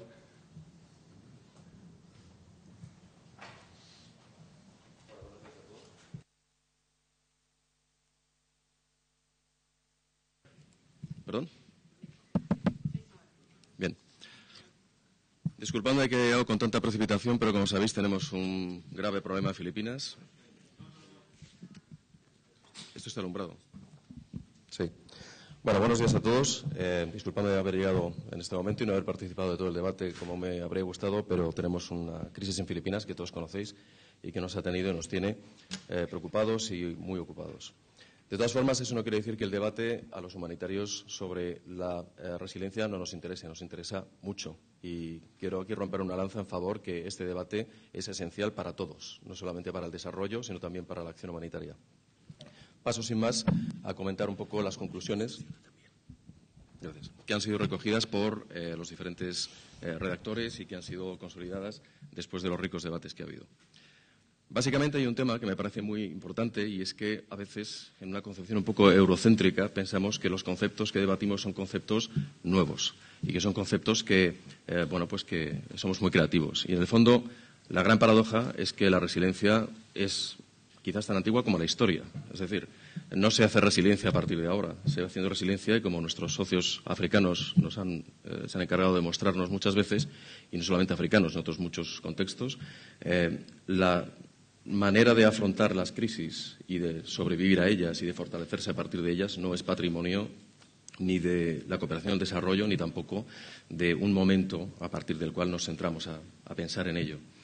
De nuevo, hay experiencias muy largas que han sido bien demostradas y en las cuales la cooperación y la acción humanitaria se han apoyado reiteradamente para poder subvenir las necesidades extremas y apoyar procesos de desarrollo liderados siempre por ese enfoque que diríamos que es casi natural, consustancial, de fortalecerse después de una crisis y de resistir a ella y de fortalecerse a partir de una crisis. Quizás lo más importante, no sé si esto es demasiado fuerte, lo más importante quizás, y que quizás todos vemos como oportunidad ahora, es que es un momento en el cual ya no podemos esperar más. Las sucesivas crisis que se han seguramente comentado en todos los debates nos están obligando a actuar de una forma más responsable, con mayor eficacia. Y eso fundamentalmente quiere decir que, definitivamente quizás es el momento en que actores que queremos hacer cosas que son a veces diferentes, a veces no tan diferentes, que queremos, en fin, mejorar las condiciones de vida de las poblaciones vulnerables, además de aliviar su sufrimiento y de salvar sus vidas, por fin creemos que quizás hay un momento en el que hay quizás ese impulso. Hay un impulso no solamente social, hay un impulso político para acometer una forma de trabajar fundamentalmente. Una forma de trabajar fundamentalmente que sí puede ser nueva. Siempre nos hemos quejado en que trabajamos de forma muy ensilada, es decir, cada uno con nuestras metodologías, con nuestros enfoques, con nuestras prioridades, y quizás es el momento ya de ver que el mestizaje es bueno en todos los aspectos y, ¿por qué no?, en la cooperación. Y darle una dimensión suficientemente estratégica, que no se quede solamente en un enfoque técnico, en un enfoque de proyecto, que tenga una dimensión de suficiente calado para que no sea, de nuevo, una microgestión, sino que realmente cambiemos un poco el planteamiento en la forma en que invertimos los recursos y en la forma en que se movilizan los diferentes actores.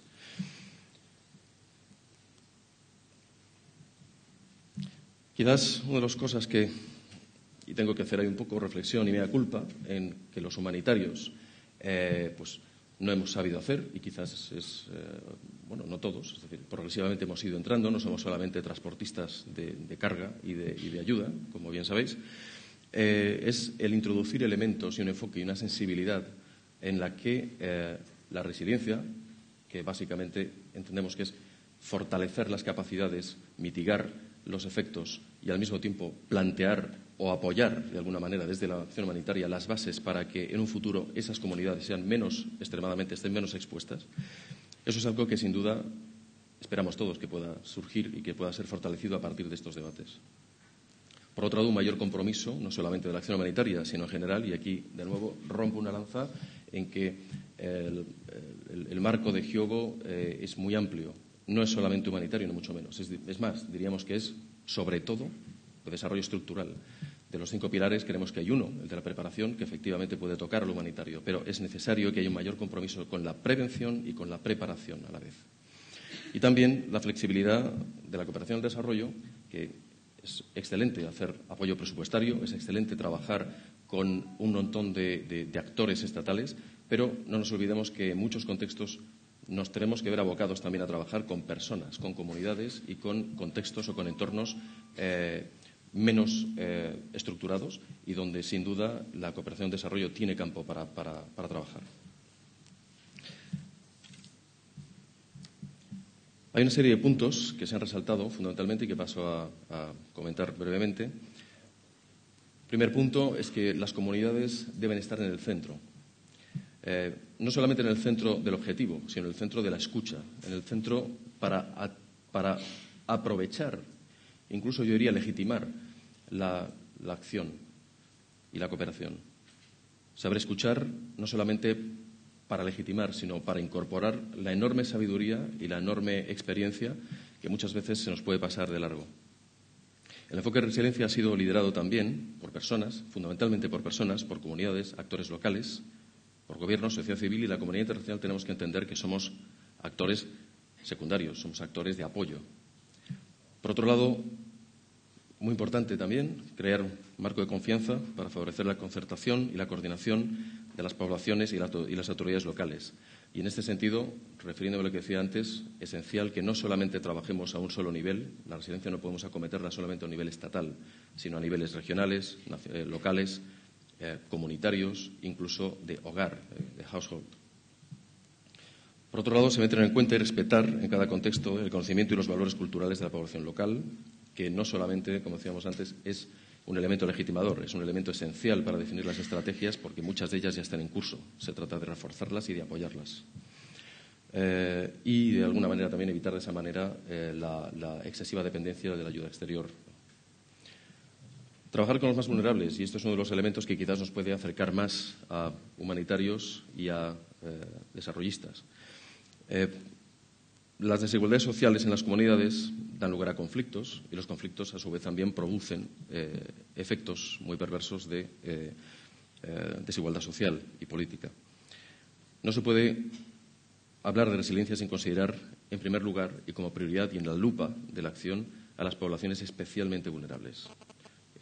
No se nos puede pasar de largo que está muy bien trabajar en el refuerzo y en el apoyo a la macroeconomía de un Estado, a los procesos de desarrollo económico y social en grandes, en regiones o en poblaciones, si no nos fijamos específicamente y priorizamos a las poblaciones extremadamente vulnerables y aquellas que son menos resilientes y que justamente en el Sahel, por ejemplo, pues suelen ser aquellas que pagan el precio de una crisis tras otra crisis. Especialmente si hablamos de poblaciones vulnerables, se resalta que la pobreza tiene un rostro de mujer en el Sahel, y no solamente en el Sahel. Tiene un rostro también donde la mujer no es solamente una víctima, no es solamente un grupo especialmente vulnerable o expuesto, sino que sobre todo es un socio, es un aliado estratégico para poder promover la resiliencia y el desarrollo. La gestión de los recursos en el hogar, el compromiso con la familia y con la sociedad a nivel básico son elementos que no podemos dejar de soslayo. Y si queremos anclar mejor nuestros procesos de desarrollo y también la acción humanitaria, la mujer es un aliado clave. No solamente digo para ser receptora de ayuda, sino para ser protagonista de esa ayuda. Más luego, algunos otros grupos vulnerables que también son especialmente críticos por su exposición y por su vulnerabilidad, pero también críticos por su capacidad. Poblaciones como son los mayores, atesoradores de sabiduría, de experiencias, de capacidad de movilización, de articulación de las sociedades, pero también grupos especialmente expuestos como discapacitados, niños y niñas. Tercer gran grupo de conclusiones, centrarse en la raíz del problema, no trabajar solamente sobre los síntomas de la vulnerabilidad, que es donde trabajamos los humanitarios fundamentalmente, pero de nuevo los humanitarios no deberíamos trabajar de forma ciega solamente en las síntomas, sino analizar y trabajar de la forma más coherente y más inclusiva, integrando favoreciendo trabajar con las causas de raíz de dichos problemas. Cambio climático, volatilidad de precios de los alimentos, inseguridad jurídica, política, acceso a tierras, recursos naturales, pobreza, desigualdades, pandemias, falta de garantía de derechos, en fin. Es un problema multidisciplinar. La pobreza y la extrema pobreza es un problema multidisciplinar, no solamente económico, no solamente social, no solamente técnico ni político, sino que es un conjunto de todos ellos, por lo cual necesita de análisis rigurosos y especializados. Una nueva aproximación, como último grupo de conclusiones, una nueva aproximación a los riesgos y a la crisis. Un elemento que se resalta mucho en estas conclusiones es la estrategia de gestión de riesgo de los desastres. Supone un cambio de enfoque. Pasamos de gestionar crisis, es decir, de esperar a las crisis para poder entonces responder, a gestionar los riesgos para disminuir los riesgos y haya menos crisis. No solamente es más eficiente, sino que es mucho más humano. Por otro lado, se debe iniciar también en el nivel comunitario un diagnóstico de vulnerabilidad que identifique todas sus dimensiones y se insiste mucho en hacerlo a nivel comunitario y a nivel de base. Muchas veces el acceso a la información es difícil, donde seguro que vamos a encontrar una información más veraz y más fresca es trabajando con las propias poblaciones. Se resalta la necesidad de un compromiso político que suponga diferentes resultados o diferentes líneas, ¿no? Por un lado, la coordinación. Por otro lado, establecimiento de políticas que sean suficientemente coherentes y no solamente políticas, en este caso, de gestión de riesgos o de prevención ante riesgos, sino políticas de prevención y gestión de riesgos que estén ligadas y alineadas con políticas de desarrollo y políticas de lucha contra la pobreza, que no sean silos, de nuevo, sino que una alimente a la otra. Por otro lado, financiación suficiente y una financiación que no se quede solamente en la primera línea de destinatarios, que pueda llegar también a las poblaciones, que sobrepase, digamos, los grandes planes de desarrollo agrícola y que entre directamente también al nivel del hogar, a nivel de desarrollo, de apoyo al desarrollo de las explotaciones familiares, explotaciones pequeñas, donde la seguridad alimentaria y nutricional tiene realmente su núcleo de batalla. Para materializar el enfoque de resiliencia se debe fomentar una gobernanza participativa y con procesos de toma de decisiones de arriba abajo, pero incididos o influenciados por un diálogo de abajo arriba también. Refuerzo de capacidades y construcción de la ciudadanía, para ello, son fundamentales y, por tanto, el apoyo a la sociedad civil y a las diferentes formas de participación en los procesos de las políticas de lucha contra la pobreza también son considerados clave. Y, como hemos observado, hay enorme cantidad de experiencias que pueden ser compartidas y que no deberían perderse entre actores del sur y actores del sur. La cooperación sur-sur es un canal, pero esencialmente de lo que se trata es de no desaprovechar ese enorme capital que existe y que quizás no está suficientemente puesto en valor. Para acabar, simplemente decir que el debate de la resiliencia nos da una oportunidad de actuar definitivamente de una forma más responsable, acompasando la acción humanitaria y el desarrollo que es un viejo objetivo, o que quizás algunos viejos tenemos como objetivo, después de mucho tiempo y que quizás tenemos a nuestro alcance. Y ahora, sin más preámbulos, creo que tenemos un café a la salida y muchas gracias a todos por vuestra participación.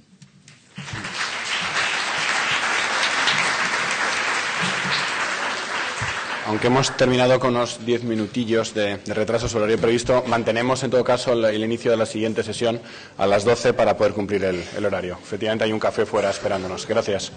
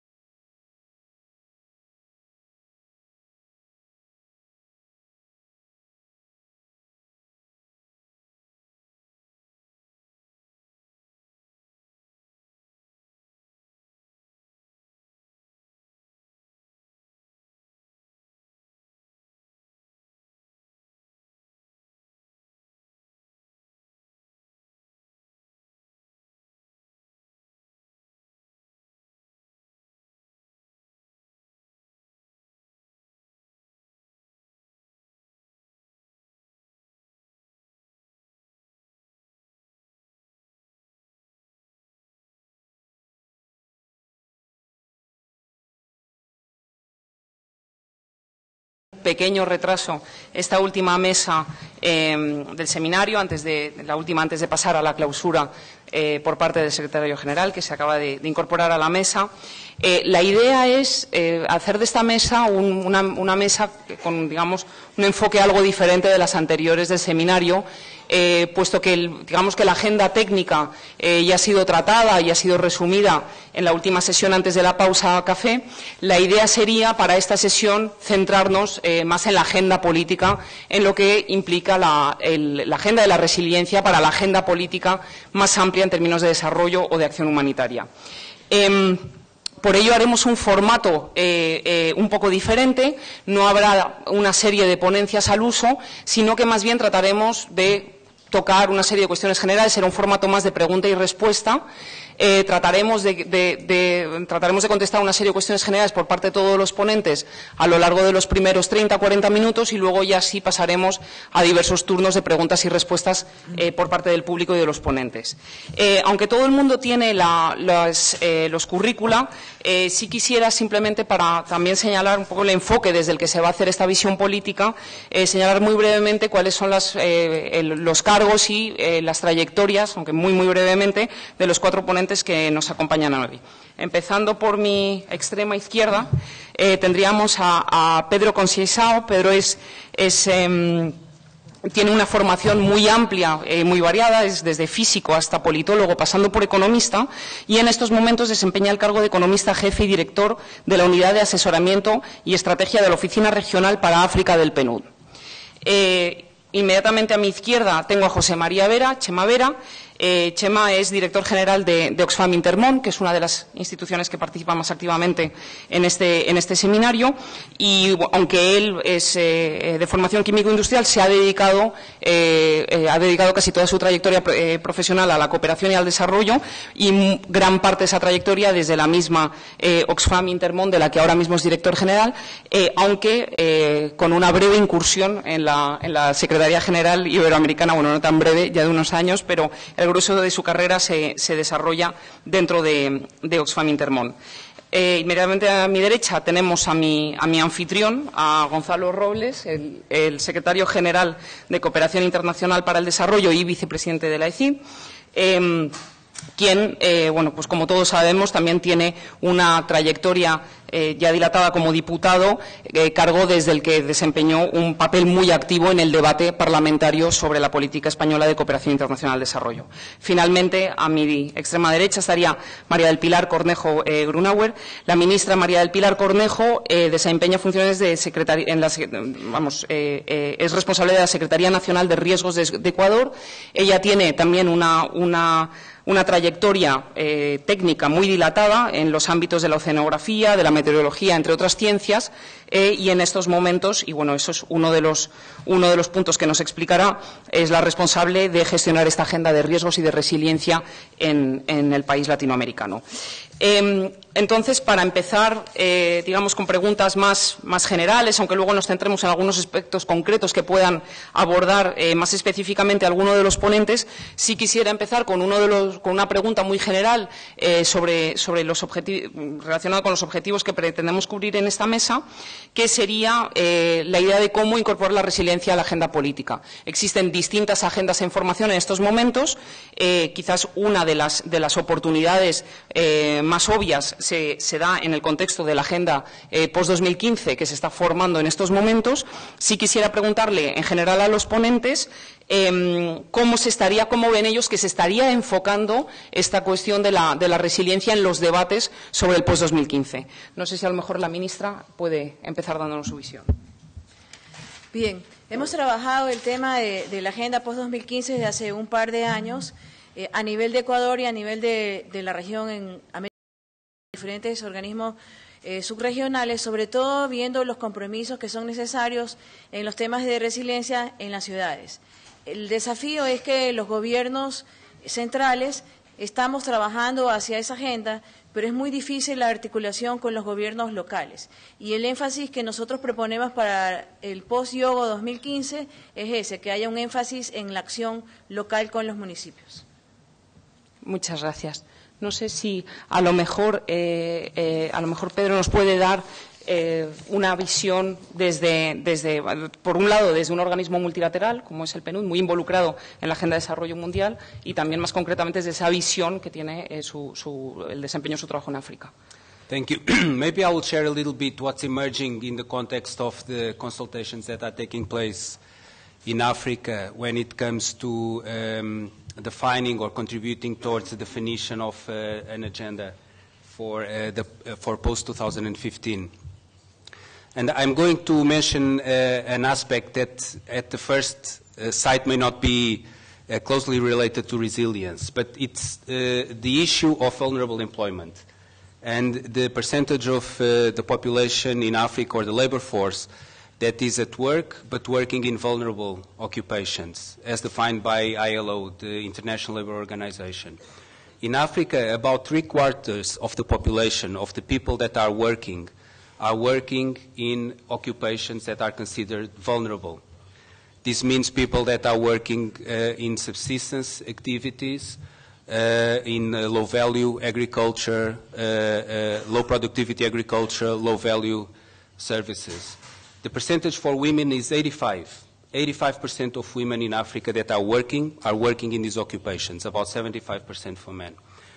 And the implication is that, as a result, being at work in Africa is not a pathway out of poverty. In Africa, more than 4 out of 10 people that are at work, that are working, live in extreme poverty, under $1 a day, while in the average for the developing world is about 1 out of 10. So in Africa, as I was saying, being at work is not a pathway out of poverty. And so these people are in very vulnerable occupations. They are working, but in very vulnerable, holding very vulnerable jobs that pay very little or no income. And so in the post-2015 discussions in Africa, one of the issues that is coming up is this issue of structural transformation, the need to change the nature of economic growth. The economic growth in Africa has been quite high, but the nature, the composition of growth has not been such that it enables people to move towards higher paying and better jobs. So there is a link here between bringing people out of vulnerable employment and achieving structural transformation that is a key issue in the discussions on post-2015 in Africa. Muchas gracias.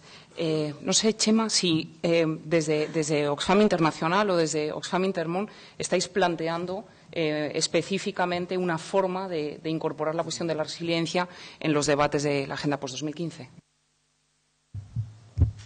Gracias, Liliana. Sí, estamos planteando algunas vías que parten del riesgo de que esto sea una palabra más. Y un poco querría empezar desde mi propia experiencia, ¿no? Tras haber estado algunos años más fuera del sector sin haberlo dejado, y luego volver y estar escuchando con tanta intensidad la palabra, concepto, intentar entenderlo algo más, y creo que tiene mucho más dentro de una nueva palabra de moda que podría recoger cosas que estábamos haciendo hace años, pero dicho de una forma moderna. Creo que tiene más dentro de una simple forma de hacer y de ver. Hace falta ver cómo se puede traducir esto en una agenda política efectiva.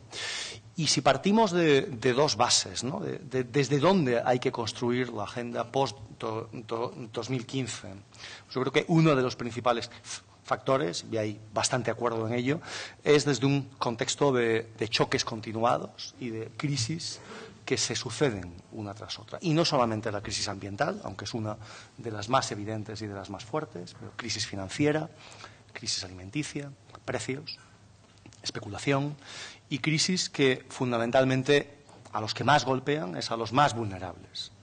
Y una agenda que lo que debe luchar ya no es contra la pobreza solo, sino desde un enfoque de vulnerabilidad y teniendo el factor de desigualdad como uno de los elementos nucleares, teniendo en cuenta que estas crisis lo que hacen, sea cualquiera de ellas, es incrementar la desigualdad porque afectan de una forma mucho más fuerte a la población más vulnerable. Por lo tanto, estamos en ese en ese círculo, y ese círculo es el que hace falta romper, y yo creo que es ahí donde entra, con todos los tecnicismos, con las buenas experiencias que se han estado contando en este seminario, pero es ahí donde el marco político debe abarcar y desde donde lo debe mirar.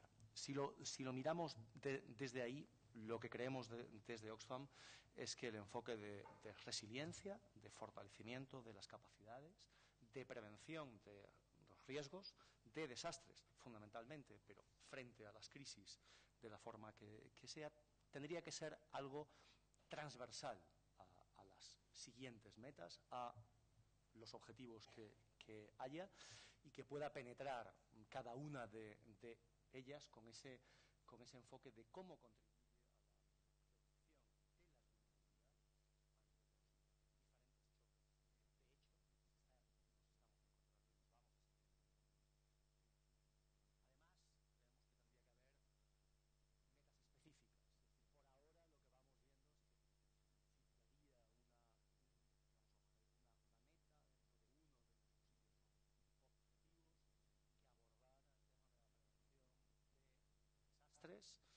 de una manera quizá más bien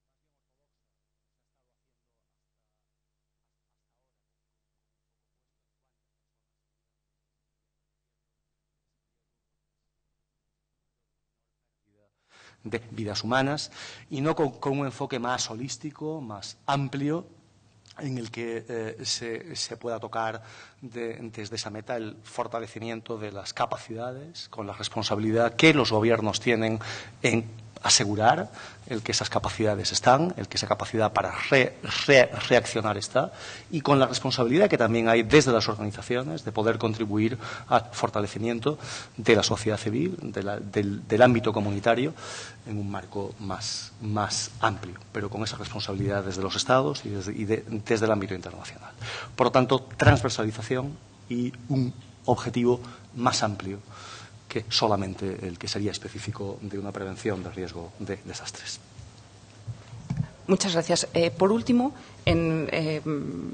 para aterrizar, digamos, este debate en España, bueno, sabemos que en estos momentos el posicionamiento de la Administración, del Gobierno español, respecto de la Agenda de los Objetivos de Desarrollo del Milenio, del post-2015, estaría en proceso de discusión. Sabemos que están sobre la mesa una serie de propuestas más técnicas o más académicas que serán previsiblemente la base para la formulación del posicionamiento español. En ese sentido y en ese contexto concreto, ¿cómo se estaría pensando y cómo se estaría abordando desde la Agencia y desde la Secretaría General, en términos más generales, este enfoque de resiliencia para esa agenda? Bueno, en primer lugar, muchas gracias por la amabilidad de incluirme en esta mesa, y gracias a todos los que habéis participado en los paneles, que sois realmente los que sois más expertos, y gracias también a Intermón, que ha colaborado Oxfam con nosotros en este seminario.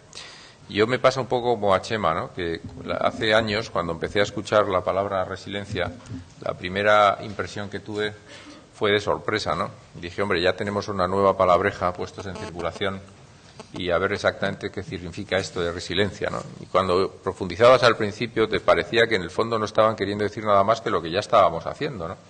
Pero si seguías profundizando te dabas cuenta que realmente era un paso más, ¿no? Que realmente en el fondo no era descubrir la pólvora, todo lo que embarca la resiliencia es algo que ya ha definido, se trata de prácticamente desde la prevención a las resistencias, la ruptura de la vulnerabilidad, las capacidades de las personas, la vinculación con el desarrollo, sí, pero de una forma integrada, de una forma transversal y de una forma global, es decir, con un objetivo evidentemente mucho más amplio.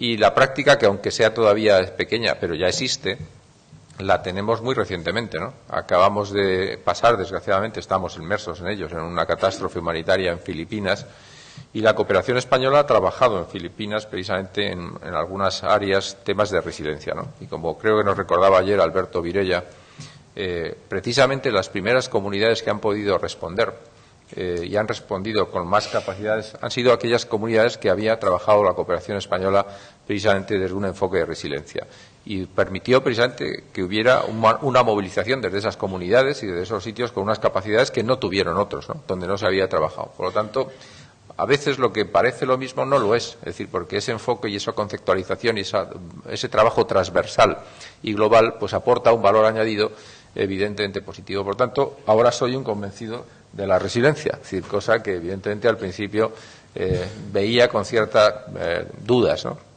Eso ha hecho que, primero, nosotros lo hayamos incorporado plenamente a nuestro plan director. Si os leéis el plan director, nosotros en diferentes enfoques del plan director hemos incorporado un enfoque de resiliencia en diferentes de los objetivos, de los 8 objetivos que tenemos. Y eso hace también, por lo tanto, que cuando nosotros ahora estamos trabajando en llevar la posición española a los diferentes foros en los que estamos trabajando, como sabéis, hay múltiples grupos trabajando en este momento en la agenda del post-2015, en esos foros, que son todavía muy preliminares y, como decía Iliana, pues está todavía construyéndose, porque hay que decir que afortunadamente la futura agenda del 2015, a diferencia de la anterior, se está construyendo con tiempo y se está construyendo también con mucha más participación. Y eso, por lo tanto, hace pues que el documento se vaya enriqueciendo y que tenga no un estado final, sino un estado, digamos, de aproximación. Entonces, tanto en los foros y en las conclusiones del Consejo de la Unión Europea, como en los debates que se han tenido con motivo de los diferentes seminarios del 2015, sea por el cumplimiento de los objetivos de ODM, como sobre todo por la construcción de la agenda, nosotros estamos participando y trasladando nuestra posición. Y muy concretamente, en el grupo abierto de los ODS. Como sabéis, en este momento está trabajándose desde Nueva York en el grupo que se acordó en la cumbre de Río, +20, sobre precisamente un grupo abierto de desarrollo sostenible, que se supone que vamos a intentar hacer confluir después con los, digamos, objetivos que salgan de la agenda propia de desarrollo. Entonces, en esos ODS España tiene una silla, entre los 30 que son ahí, España tiene una silla, que la ocupo yo y que, en fin, con todos los expertos y los técnicos que por aquí están de la Agencia y de la Secretaría General, pues procuramos llevar una visión y una participación de lo que es nuestro quehacer. Y, en concreto, España, dentro de la división de temas que nos hemos repartido, para la redundancia, dentro del grupo de trabajo, hemos liderado algunos, como género, derechos humanos, pero también el tema de cambio climático y reducción de riesgos. Por lo tanto, esos son temas que nos hemos reservado para ser portavoces. Por lo tanto, lo que hacemos es labor previa de integrar posiciones de otros países y llevar a ese grupo, es decir, la posición de lo que en este momento, el enfoque que nosotros vemos. Es evidente que no será un documento cerrado, habrá un documento de conclusiones de lo que haya hecho el grupo y ese documento de conclusiones de lo que ha hecho el grupo pasará después a la Secretaría y veremos a ver cómo se integra, pero digamos se va construyendo ese mensaje, ¿no? Por lo tanto, ¿qué estamos haciendo? Pues desarrollarlo internamente en nuestro plan director. Segundo, en aquellos foros en los que tenemos en este momento voz y tenemos la oportunidad de ir trasladando cómo vemos nosotros la futura agenda, pues ahí estamos introduciendo ese concepto de resiliencia de forma transversal en los temas que podemos y muy específicamente en las que nos ha tocado ser portavoces, que es cambio climático y reducción de riesgos. Muchas gracias. A lo largo de las distintas sesiones que han tenido lugar, que se han celebrado en este seminario, hemos podido oír distintos estudios de caso que lo que ponían de manifiesto era lo contexto específico que puede ser el problema de la resiliencia. Es algo que también se ha puesto de manifiesto en esta mesa. En este sentido, parece que de nuevo hay un reto importante al que ya pues se enfrentó la Agenda de los Objetivos del Milenio, es cómo hacer de una agenda que pretende, que tiene vocación de ser universal, cómo poner de manifiesto, cómo incorporar las especificidades de cada contexto diferente en desarrollo. Para ilustrar esta problemática de lo contexto específico, quizás sería interesante que la ministra Cornejo nos hablara un poco de cómo se articula concretamente esta agenda de resiliencia en Ecuador. Gracias. Bueno, yo creo que empezamos por romper paradigmas. Nosotros no basamos el crecimiento de la población y sus mejoras en función de lo económico. Nosotros no ponemos al capital sobre los seres humanos. Nuestra agenda lo que contempla es mejorar la calidad de vida de nuestros ciudadanos y en función de eso articulamos entonces todas las herramientas que nos sirven para resiliencia. Esto implica que tengamos políticas que van desde la Constitución. Nuestra Constitución incluye la gestión de riesgos como parte intrínseca del Estado. Además, le da derechos a la naturaleza y, por ende, el trabajo nuestro para resiliencia va encaminado hacia esa mejora de la calidad de vida que implica que cumplamos con los objetivos de desarrollo del milenio. Estamos cerca ya de cumplirlos ahora para el 2015. Eso significa que vamos a reducir vulnerabilidades. ¿Por qué? Porque indexado a índices de desarrollo humano, todas aquellas mujeres que dependen del mismo tienen obligación de hacerse sus chequeos médicos anuales, de mandar a sus hijos a la escuela, de vacunarlos. Entonces, indirectamente, estamos reduciendo vulnerabilidades a través de ese programa. Eso significa que la política pública tiene que estar clara entre cuál es el objetivo final. El otro tema, que es el de saneamiento y agua potable, que es un tema con el que hemos contado con la cooperación de AECID, significa también que vamos a reducir la vulnerabilidad en el contexto de que las amenazas más recurrentes siempre han tenido un impacto en la provisión de agua segura y agua potable para la ciudadanía.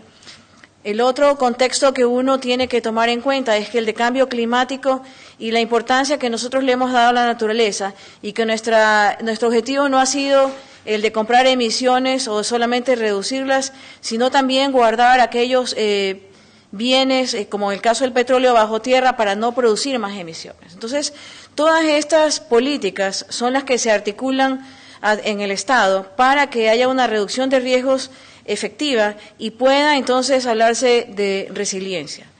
Esto no solamente no son números ni palabras. Nosotros hemos pasado en estos últimos años de un índice de desarrollo humano medio a uno alto. Además, hemos podido comprobar en el 2012 que tuvimos una cantidad de precipitaciones el doble y triple de 4 años antes, en que reducimos no solamente las zonas inundadas, sino que la inversión en prevención fue cuantificada de tal manera que por cada dólar que habíamos invertido habíamos ahorrado 9.50. Esto yo creo que significa que ese paradigma que cambiamos de basarnos en un crecimiento del PIB a basarnos en una mejora de la calidad de vida de nuestros ciudadanos está dando resultados, y que estamos en el camino adecuado para cumplir con estos compromisos también a nivel mundial, amparados bajo el marco de acción de Yogo, bajo la Agenda de Desarrollo Sustentable, bajo también premisas de reducción de riesgo. Entonces, muchas gracias. Y de América Latina a África, ¿cuáles podrían ser las realidades o los retos más particulares en términos de resiliencia en la región? Thank you. I think, again, I come back to this point, this idea that there is a risk of seeing or looking at the resilience agenda in a rather narrow way, as just a response to shocks or volatility. And for us at UNDP, looking at the aspirations that come from Africa in the context of the post-2015 agenda and beyond, we see that it's important to understand the underlying drivers of vulnerability. And often these relate to deep developmental problems and challenges. I mentioned earlier the issue of vulnerable employment and lack of structural transformation and structural change. And if we look at Sahel, for example, just to pick up on a specific region that contains some of the most vulnerable people in Africa and probably in the world, what we see is that over the long term we have a confluence of factors that have led to this vulnerability. We have on the one hand very rapid population growth. In Niger alone, since the mid-1970s, the population increased fourfold. We have a huge expansion in the area being cultivated, used for agriculture. Again, in Niger alone, this area increased fivefold since the mid-1970s. So we have more people competing over more scarce resources. And the third factor is, yes, shocks. Shocks have increased, droughts have become a little bit more frequent. These relate to climate change.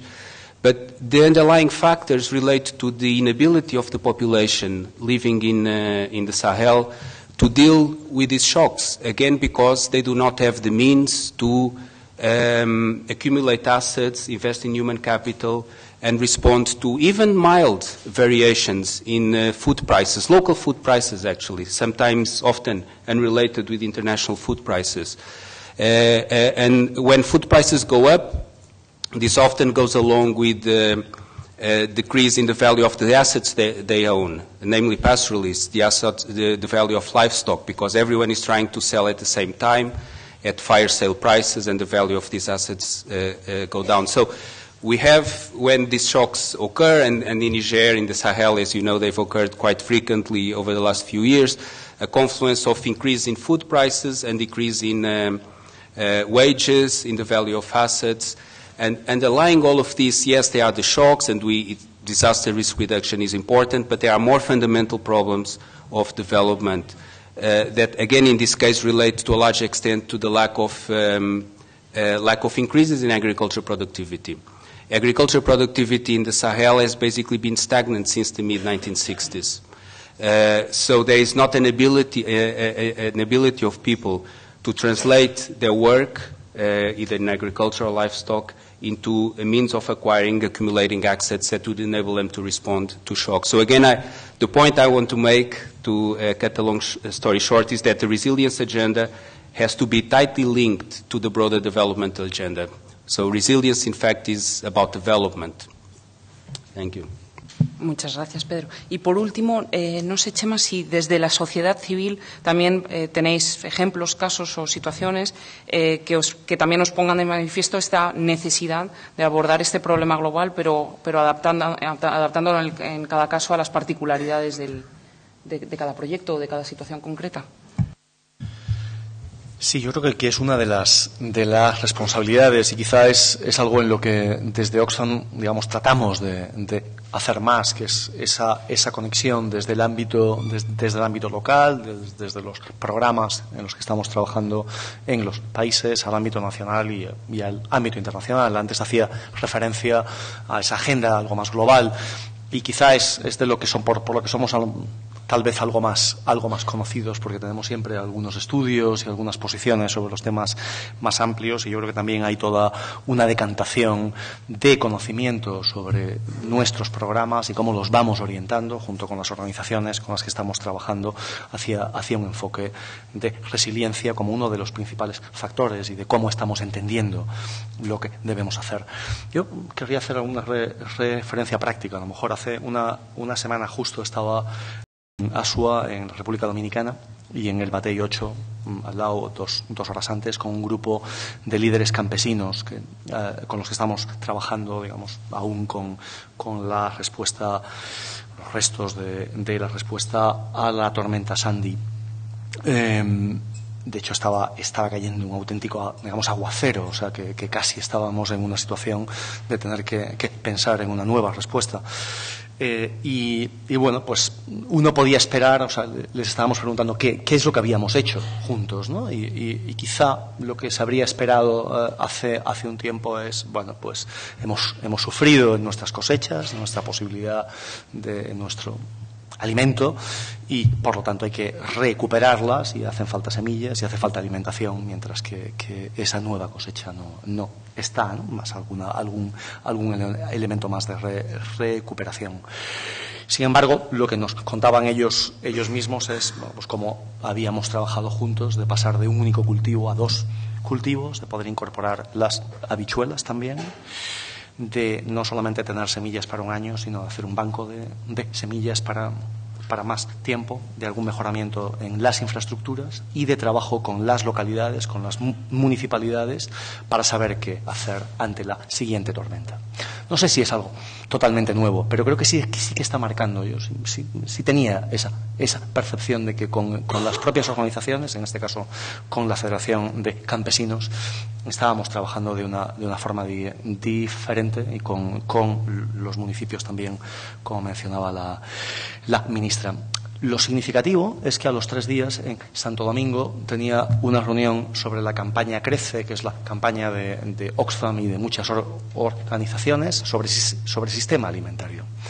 Y las mismas organizaciones, federaciones de campesinos están en esa campaña, y es una campaña que reivindica, en este caso fundamentalmente en el ámbito nacional, también en el ámbito internacional, un sistema alimentario justo y cómo fortalecer las capacidades y qué voz desde las organizaciones sociales hay para construir, en este caso en el sistema alimentario y en el campo, en el ámbito rural, una fortaleza mayor. Y puede ser por una política pública, con una inversión que prime más el pequeño campesinado.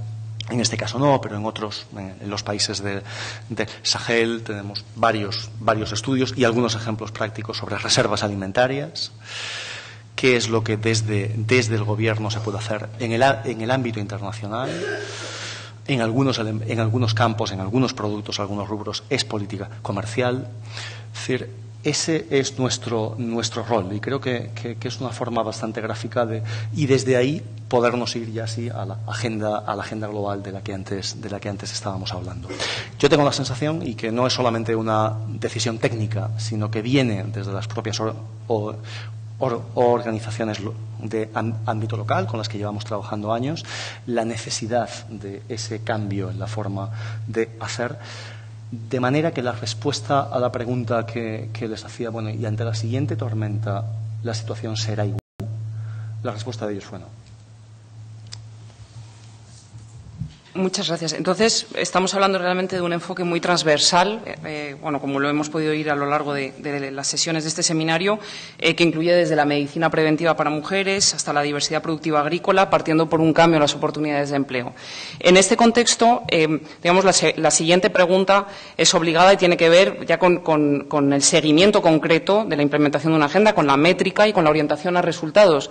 Sabemos que uno de los éxitos de la Agenda de los Objetivos del Milenio es precisamente ofrecer una métrica del desarrollo, cuestionable, criticada, pero una métrica, al fin y al cabo, que también facilita el seguimiento de los compromisos políticos. Con este enfoque tan transversal y tan amplio, ¿cómo, y esta pregunta sería para los perfiles más técnicos de la mesa, cómo sería, ministra, una métrica, digamos, de la resiliencia, o cómo se ha abordado esta cuestión de la métrica de la resiliencia en Ecuador?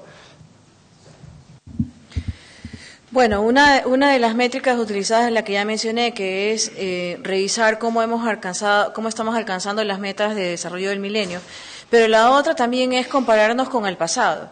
Nosotros somos un país multiamenaza, tenemos inundaciones, deslizamientos, sequías, erupciones volcánicas, actividad sísmica, podemos sufrir tsunamis, diferentes tipos de oleaje. Entonces, lo que se hace en esa métrica también es la construcción de una cultura de prevención que permita primero que la ciudadanía aporte con su autoprotección, de tal manera que conozca su entorno y sepa qué es lo que puede hacer. Y eso es parte de la resiliencia, que es un mandato inclusive constitucional. Nosotros como Secretaría de Estado tenemos que velar por la obligación de que todos los organismos públicos y privados incluyan gestión de riesgo en su accionar. En cuanto a las mediciones involucradas en el marco de acción de Yogo, nosotros estamos en un nivel de 3.3, hemos subido del año 2009 que empezamos las mediciones al presente, y también lo que es importante es que están identificadas cuáles son las poblaciones vulnerables y qué es lo que debemos hacer. También esto ha implicado que haya un desarrollo de la confianza de salud, como el cólera, leptospirosis o dengue o malaria, pues se hayan ido reduciendo significativamente con el tiempo.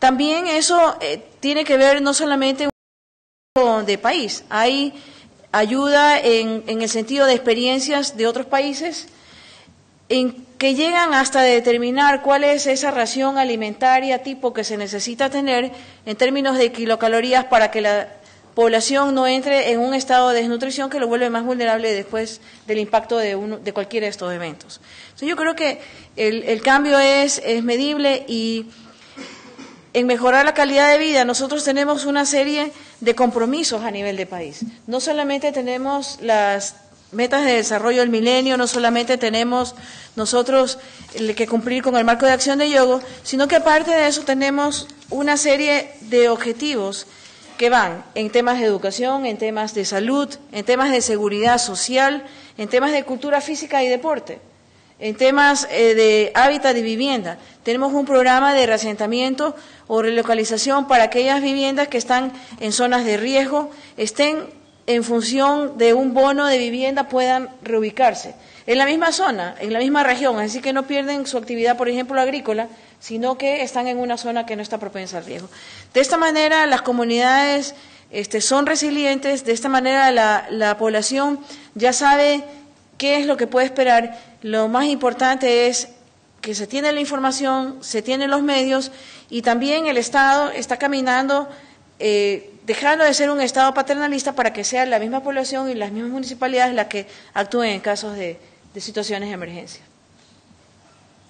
Muchas gracias. Entonces, digamos, de este cambio en la cultura, incluso de una métrica en el cambio en la propia cultura del desarrollo, en la forma de afrontar estos riesgos, también sería interesante hablar con Pedro de cómo se podrían pensar, o si ya se está pensando, me imagino, desde tu oficina del PNUD, se está pensando en la forma también de medir este vínculo o de cómo hacer una métrica, teniendo en cuenta este vínculo entre una agenda de desarrollo más estructural y la agenda de la resiliencia. Thank you. As the General Secretary said, he explained very well where we stand on the process of defining the Sustainable Development Goals and how this connects to the post-2015 agenda. So we don't know exactly where we're going to land, but from where I see things in terms of metrics for resilience, I see two possible approaches. One is to try to identify specific targets that speak to the issue of resilience, of vulnerability. And I think the high-level panel convened by the Secretary General of the United Nations has already suggested something very concrete. It's a proposal. It doesn't mean that it's going to be adopted. But if those that are familiar with the document may know that there is a specific indicator. The document proposes illustrative indicators. And there's one related to peace, security, and lack of conflict, so to say. So there is an approach that goes to try to identify metrics that speak specifically to the idea of vulnerability. A second approach is to try to understand who is vulnerable and why are some people vulnerable or more vulnerable than others. I think if we go this route, the discussion is a little bit deeper, because if we look at the MDGs, the way they were formulated, the assumption was that they should focus on outcomes that matter for well-being. So the MDGs speak about reducing poverty, improving health, improving education, improving gender equality, etc., because these are the outcomes that matter. And there is a strand of discussion around the post-2015 agenda that suggests that even though it's obviously good to focus on the ultimate outcomes, this may not be enough. And we need to look also into how we get to these outcomes. In the African context in particular, there is this idea that by focusing too much on reducing poverty, education, health, etc., there was a neglect of the need to consider how we get there. And again, to consider the need to invest in productive activities, in agriculture, again, in jobs that are good, that pay good wages. So if we think that this is also an approach that is going to carry some water in the negotiations, that we're going to look not only into the ultimate goals, but also into some, that are going to be some objectives that relate to metrics on how we're going to get there, then I think that issues like indicators like vulnerable employment, for example, it's like a broken record, but I think this issue of vulnerable employment is really important, because it will tell us that it doesn't matter only to look at the unemployment rate of how many people are at work. We need to look more deeply and understand what kind of work these people are doing. And another very important aspect is to look into issues of inequality, distribution. The MDGs, as we all know, did not look into issues of distribution. They looked, for example, when we think of poverty, extreme poverty, they looked at the people under $1 a day and tried to move these people under $1 a day above the threshold. Of course, this is very good, but how far from the threshold are these people? Who are the people that we're moving above the threshold? Are we leaving some people behind? And in Africa, we have several examples where we know that countries that have done very well in bringing poverty down, Ghana, for example, has actually met or is going to meet very shortly the MDG target of reducing poverty by half. But there are huge disparities in the country between the north and the south in terms of the extent that people have been left out of poverty. So there is basically half of the country, at least in geographic areas, not in population, that has been largely left behind this progress. So looking into issues of distribution, gender again, asymmetries between how how much progress men and women are making. Again, I refer to the numbers I gave on vulnerable employment. 85% of women at work in Africa are in vulnerable occupations, compared to 70% for men. So I think as we reflect on the targets, it's important to think of specific targets that speak to directly to resilience and vulnerability, but it might also be useful for us to look into the question of who is vulnerable and why. Muchas gracias. Esta visión es muy interesante en el sentido de que sí pone de manifiesto que el pensar en un enfoque de resiliencia permite también, en cierto modo, centrarse menos en las manifestaciones de la pobreza y del subdesarrollo que en las causas de la pobreza y el desarrollo. En ese sentido, esta aproximación del value for money, en la que se insistía mucho en la mesa anterior, se vuelve mucho más interesante, ¿no? En el sentido, el invertir en resiliencia es una inversión, no es un gasto, como pondría también de manifiesto los datos que nos daba la ministra, que la inversión de $1 puede tener una rentabilidad de $9,5. Entonces, en este sentido, y lo siento por el secretario general porque no se va a librar de la pregunta, y la pregunta es muy sencilla, es si la cooperación española va a invertir en la resiliencia y en qué términos, y si es en la agenda de desarrollo sostenible, de financiación del desarrollo o del post-2015. Bueno, como he explicado hace un momento, hablando de Filipinas, la cooperación española ya ha invertido en resiliencia y, por lo tanto, no sería novedad, ¿no? Es decir, lo que sucede es que hay que hacerlo de alguna manera de acorde al nuevo mapa de nuestra cooperación.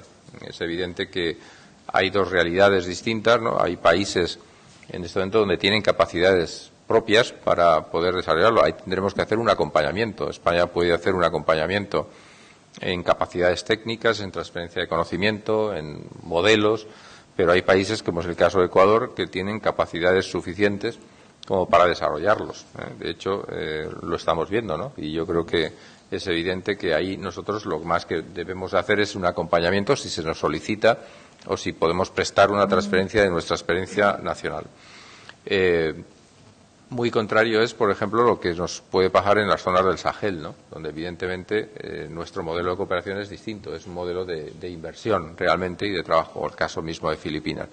Y ahí es evidente que el enfoque de resiliencia está presente en nuestros programas, ¿no? Está presente en seguridad alimentaria, está presente en nutrición, está presente en otros muchos aspectos que los trabajamos de forma transversal, ¿no? Y por lo tanto, si vamos a trabajar, sí, estamos ya trabajando en resiliencia y por lo tanto en esos países menos avanzados, de zonas evidentemente altamente vulnerables, pues es obvio que son objetivos claros para trabajar la resiliencia.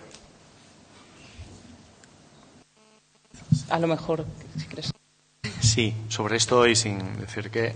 O sea, yo creo que vale para, digamos, Agencia y para las ONGs y para cualquier actor, ¿no? O sea, yo creo que hay un cierto riesgo con el enfoque y con un abordaje desde la resiliencia que es su propia virtud. Es decir, el hecho de que ahorra, o sea, el hecho de que resulta mucho más, digamos, económico que la respuesta post-desastre, todo lo que se puede hacer en la prevención, y en la prevención desde este sentido mucho más amplio que estrictamente lo que se ha estado viendo como prevención de riesgos, sino en un sentido realmente de fortalecimiento de las capacidades en ámbitos locales, regionales, nacionales, pero que esto a lo que no puede llevar es a pensar que aunque ahorra, aunque es algo que es mucho más eficiente, es algo barato, que es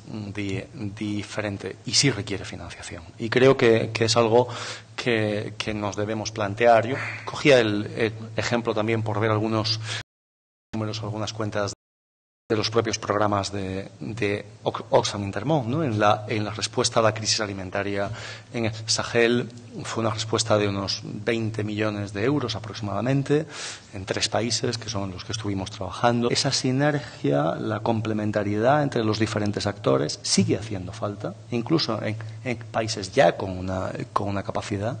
No es algo para dejar, para abandonar. Y necesitada de mucha capacidad técnica y de mucho conocimiento, requiere de unas fuentes de financiación suficientes y que, bueno, pues que tanto en el ámbito internacional, por la vía del Fondo Verde, como por la vía de la cooperación, deben mantenerse, asegurarse y estar en unos niveles altos. Muchas gracias. Pues si les parece, podemos pasar a un turno de preguntas del público. Sí. Ahí, lo que sí pediría, de nuevo, ya se ha pedido en otras sesiones, es, no sé quién. Supongo que era falta. Micrófono. ¿Micrófonos? Pues no hay micrófono. Gracias.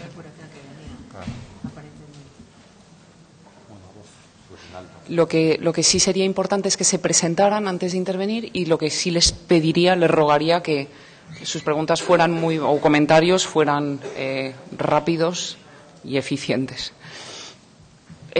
Ahí habían pedido la palabra. Gracias. Mi nombre es Edwin Guevara, vengo de Guatemala, y más que todo mi inquietud puede quedarse para un tema de reflexión. Hemos escuchado cómo se ha fortalecido la resiliencia en cuanto a las crisis, pero ¿qué hacer cuando en algunos puntos, en algunas regiones de algunos países, tenemos problemas de... Antes ha generado una cultura de violencia, que eso aleja la inversión, aleja las fuentes de trabajo, y le digo esto porque en mi país, en mi pueblo, ha pasado esto, ¿verdad?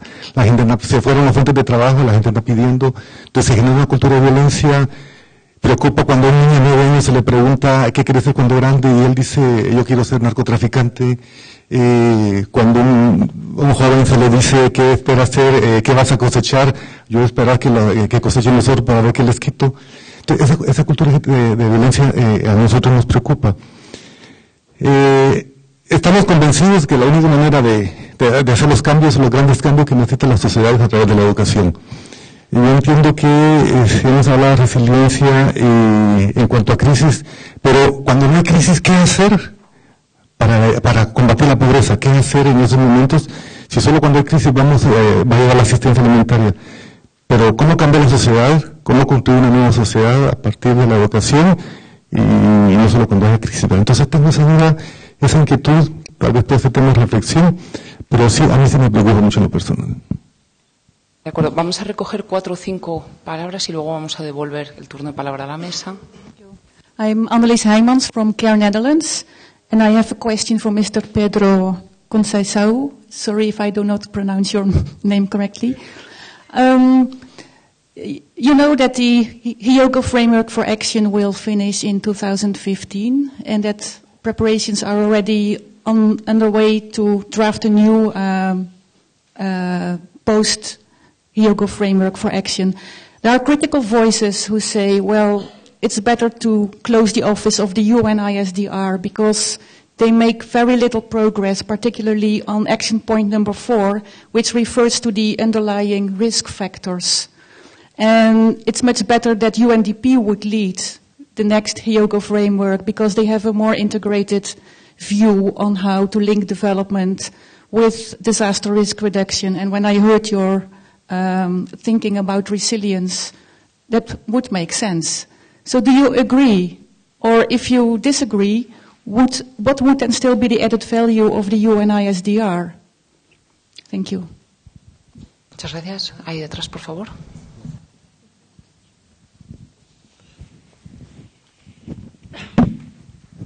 Merci, c'est l'AJBA de l'ONG Ahmad Mauritanie. Merci de parler de l'agenda après 2015.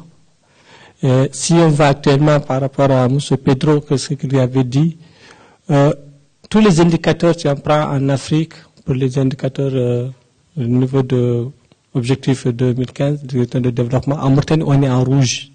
Exemple, par rapport à la bonne gouvernance, par rapport au niveau de la sécurité alimentaire. Actuellement, en septembre 2013, on a plus de 800 000 personnes qui vivent au-dessus du seuil de pauvreté en Mauritanie, actuellement. Alors qu'on a une population de 3 millions d'habitants, avec la bonne gouvernance, si on parle des indicateurs, en 3-4 ans, on a connu beaucoup d'États.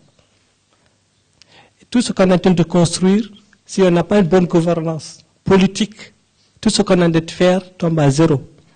Et là, on recommande on constate en Mauritanie qu'au niveau des institutions internationales, que les gens ne parlent pas beaucoup de la bonne gouvernance politique pour ces pays. Actuellement, les coups d'État, on sait que la Mauritanie dispose de fer, de la pêche, d'autres ressources naturelles, mais on pense que le gouvernement mauritanien utilise cette pression pour que les pays, exemple de l'Union européenne, ne parlent pas de la politique intérieure. Si ce qui se passe actuellement, le dernier phénomène par rapport à l'accaparement des terres, en Afrique, les multinationales, le gouvernement est en train de vendre des terres de petits paysans aux multinationales. Et si on parle en Mauritanie, les rares ressources naturelles qui existent actuellement au niveau des zones agricoles, que le gouvernement est en train de vendre à des milliers d'hectares à des pays comme le Qatar, comme l'Arabie Saoudite, comme les autres pays, pour cultiver de l'agriculture pour leur pays. Et ça, c'est un problème. Actuellement, on parle de résilience, alors qu'avec Oxfam et les autres partenaires, on est en train de développer pour lutter contre, faire un plaidoyer par rapport à l'accaparement de terre, bien, on constate que les autres agences ne suivent pas la Mauritanie. Parfois, ils disent non, il est bon de faire de gros aménagements pour lutter contre la faim, mais sachant que ces productions ne sont pas pour les Mauritaniens. Si on fait de canne à sucre en Mauritanie, pour amener ailleurs, on fait du riz pour l'Arabie Saoudite. Or que les paysans mauritaniens meurent de faim. Et ça, déjà, on parle vraiment de la résilience. On sait qu'on n'est pas appuyé au niveau de la bonne gouvernance politique. Mais ce que je demande actuellement, comment peut-on intégrer au niveau des agences, au niveau du gouvernement, l'Union européenne, tout le monde, faire la pression sur ces gouvernements pour avoir une bonne politique de redistribution au niveau du pays. Et ça, c'est vraiment ma question. Sinon, tout ce qu'on est en train de parler, tous les financements qu'on est en train de faire, ne peuvent pas venir aux petits paysans en Mauritanie. Merci. Ahí hay una palabra pedida, pero había varias pedidas por ahí. Si nos importábamos pasar el micrófono por esa zona que llevan un rato largo ya levantando la mano y luego ya volveremos a esa parte.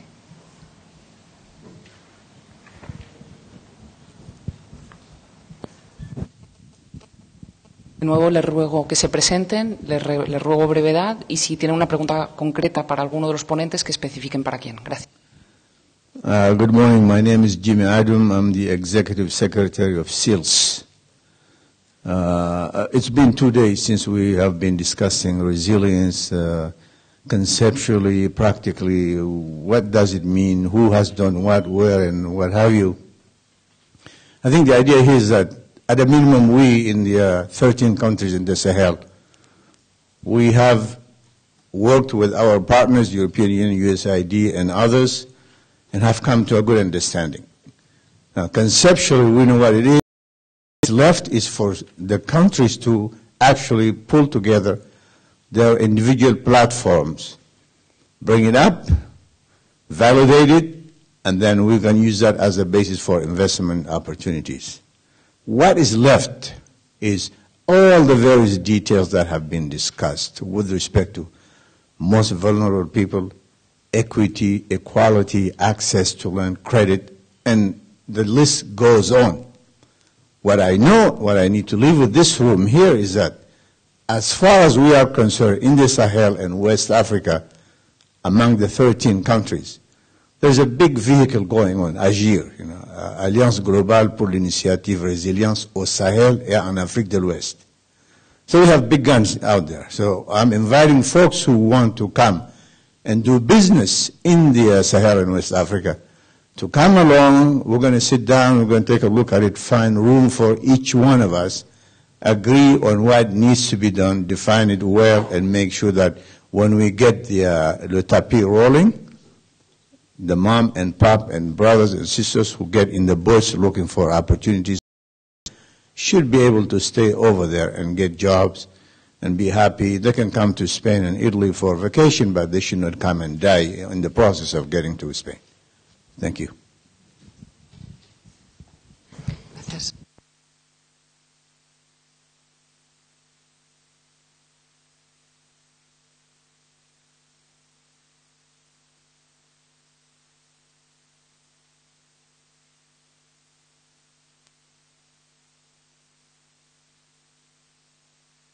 Merci, mesdames et messieurs.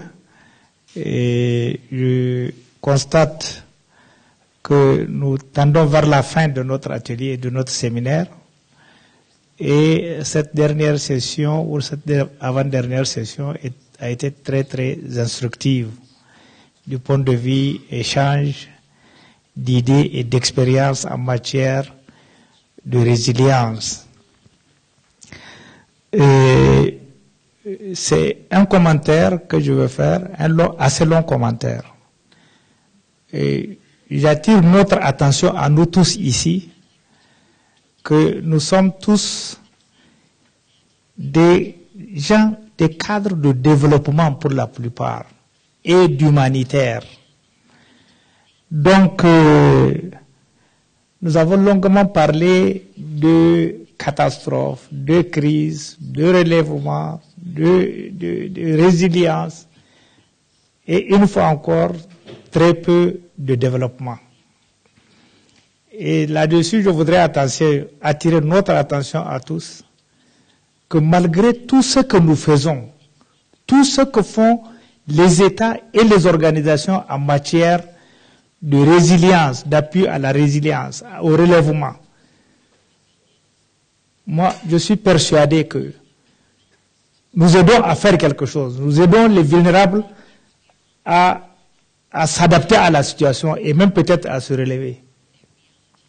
Mais je demeure convaincu que dans toutes les situations, c'est les comportements d'individus, comportements individuels, comportements de ménage et comportements de groupe qui permettent la résilience, voire le relèvement. Dans l'urgence, nous intervenons, c'est sûr que nous aidons à faire quelque chose, mais c'est les comportements, comme je le disais, ce sont ces types de comportements qui permettent de relever, de s'adapter et de relever la tête et peut-être plus tard se développer. Donc, je dis ça et je nous oriente, nous tous, vers la recherche de connaissances de ce type de comportement d'individus, de ménage. Il nous faut de plus en plus les connaître, les maîtriser et en tenir compte pour la résilience des populations. Et là-dessus, tout à l'heure, je disais, nous sommes tous pour la plupart des développeurs et des humanitaires, mais il y a un grand groupe qui doit pouvoir participer à cette opération. Je pense aux sociologues, aux grands sociologues, aux anthropologues, aux grands économistes pour pouvoir étudier in fine ces différents comportements afin de retenir les bonnes pratiques individuelles ou collectives qui permettent aux gens de s'adapter à la situation de crise, de se relever et peut-être plus tard se développer. C'est un peu ce commentaire que je tiens à faire. Et je ne voudrais pas que, tous tant que nous sommes, nous nous laissions entraîner dans, je sais pas moi, dans la logique de la mouche. Pour ceux qui ont lu la fable de La Fontaine, qui dit la mouche et le cocher, quoi. Pour ceux qui l'ont lu, essayez de vous rappeler. Et vous allez voir que la mouche, elle croit que c'est elle qui fait marcher le cocher, alors que le cocher... Excusez-moi, mais il y a au moins 15 personnes qui... Voilà, merci. Qui encore. Merci.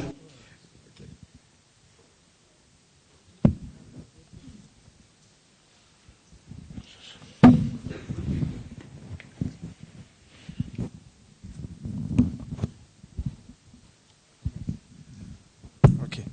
Thank you very much. I am Tadessa from Ethiopia. I just want to reiterate on our idea of cooperation. Basically, when we talk about risk is the result of hazard multiplied by vulnerability, but divided by capacity. So the more we capacitate ourselves, the more risk will be reduced. So for me, I would take cooperation to enhance the capacity so as to be able to minimize the risk. When I mentioned the issue of cooperation, I can mention Spanish cooperation, I can mention South-South cooperation. What is the role being played by this cooperation towards supporting the government, who at the end of the day is the sole coordinator for all partners? So if I take Spanish cooperation, the Spanish cooperation funded NGOs in my country are working in the most vulnerable, inaccessible, remote areas, addressing the critical problems of the people. So by doing this, risk is being reduced and the role of the government is being addressed. When we take South-South cooperation, in my country, we want DRM professionalized system, meaning we have a traditional way of handling business, but we wanted to be professional in addressing disaster risk management. So we established the South-South cooperation. With that, we are able to establish African Center for Disaster Risk Management, which we copied from the Asian Center Disaster Risk Management. Again, we are able to get support from countries like Philippines on making professional studies on programs of disaster risk management. So what I'm now trying to see is the cooperation, the South-South cooperation, all other cooperations should be given high importance, high regard, as to support government who are at risk.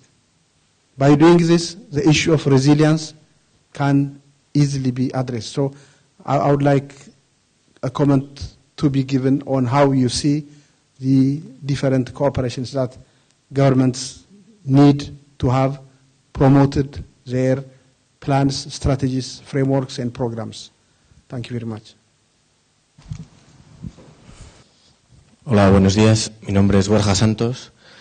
Trabajo contratado por el Programa Mundial de Alimentos para el Gobierno de Etiopía. Mi pregunta es para la AECID, Intermon y UNDP. Una de las prácticas que se recomienda con este enfoque de resiliencia, que me parece bastante positivo, es el consortium de actores, que actores trabajan juntos. Quería poner unos ejemplos en Etiopía y me gustaría si vosotros pudierais darme vuestra visión de ventajas e inconvenientes que pueden tener este tipo de consortium. En el caso de las agencias de Naciones Unidas, por ejemplo, ahora mismo UNICEF, FAO y el Programa Mundial de Alimentos están trabajando juntos en cómo crear una agenda de resiliencia. ¿Y qué significa eso? Significa que el Programa Mundial de Alimentos ahora mismo pues tiene su identificación de beneficiarios para la distribución de alimentos. A su vez, UNICEF tiene sus propios criterios para seleccionar los hogares que tienen que tener acceso a la educación o dónde promover agua y saneamiento. Y FAO tiene sus propios métodos o concentración geográfica de dónde trabajar la recuperación de medios de vida. Entonces, esta agenda va a tratar un poco de consensuar y estandarizar esos beneficiarios para trabajar con los mismos hogares en los mismos sectores, de tal manera que esos hogares pues bueno, puedan crecer y tengan un crecimiento más integral, ¿no? Es una experiencia positiva, pero me gustaría ver retos. En el caso de ONGs, por ejemplo, en un caso concreto se llama ACRA, African Climate Change Resilience Alliance, formado por Oxfam GB, CARE, World Vision y Save the Children, que trabajan en países de África subsahariana, y las ventajas que vemos allí es que trabajan juntos en los temas políticos con el gobierno, de tal manera que tienen un solo punto focal, una sola visión, se coordinan entre ellos y luego ponen esa visión con el gobierno y mejora, digamos, la coordinación, a pesar de que cada ONG tiene programas. Y en el caso de donantes, ECO, la última exposición que ha hecho frente a ONGs para los criterios 2014, ha comentado que uno de los criterios de selección o de financiación de proyectos será aquellas ONGs que trabajan juntas, concentradas geográficamente y donde vean que cada ONG aportará su expertise. Si una ONG es experta en WASH, otra en educación, y vean que ese proyecto que van a trabajar varias ONGs tiene este enfoque. Entonces, me gustaría saber, desde vuestro punto de vista, cuáles son las ventajas o inconvenientes, porque no todos serán ventajas probablemente, desde Naciones Unidas, ONG y donante.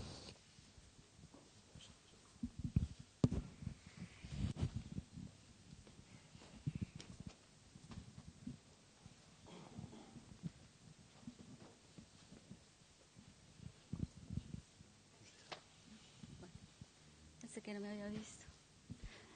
Buenos días, mi nombre es Liliana Gómez Parra, soy colombiana, ingeniera agrónoma por la Universidad Nacional de Colombia. Bueno, tenía una pregunta, pero creo que me la voy a ahorrar porque creo que no es la mesa para preguntar. A la señora ministra del Ecuador, yo le quería preguntar, desde el perfil técnico que tengo, nosotros pensábamos que el Ecuador pensaba vender sus reservas de petróleo ahora, que tiene la oportunidad de hacerlo, porque como está sobre la mesa los agrocombustibles, entonces sabemos que los derivados del petróleo dentro de poco tiempo podrán salir se van a sacar de otras materias, ¿no? No van a ser los derivados del petróleo los que se van a utilizar. Por ejemplo, se están sacando los derivados del petróleo, ahora mismo se sacan de plantas como el maíz y la caña de azúcar. Solamente esto. Y el cambio climático, dicen ustedes que es una realidad y que es así, ¿no? Pero mi pregunta está, y si no es la mesa, pues quisiera que me dijeran a dónde me puedo dirigir. El cambio climático en el norte industrializado, ¿cómo se está trabajando? ¿El norte no tiene ningún riesgo, por ejemplo? Y es todo. Gracias. ¿Había más palabras pedidas? Una, dos. Muy bien, pues entonces tomaremos estas dos palabras y ya pasaremos de nuevo a la mesa.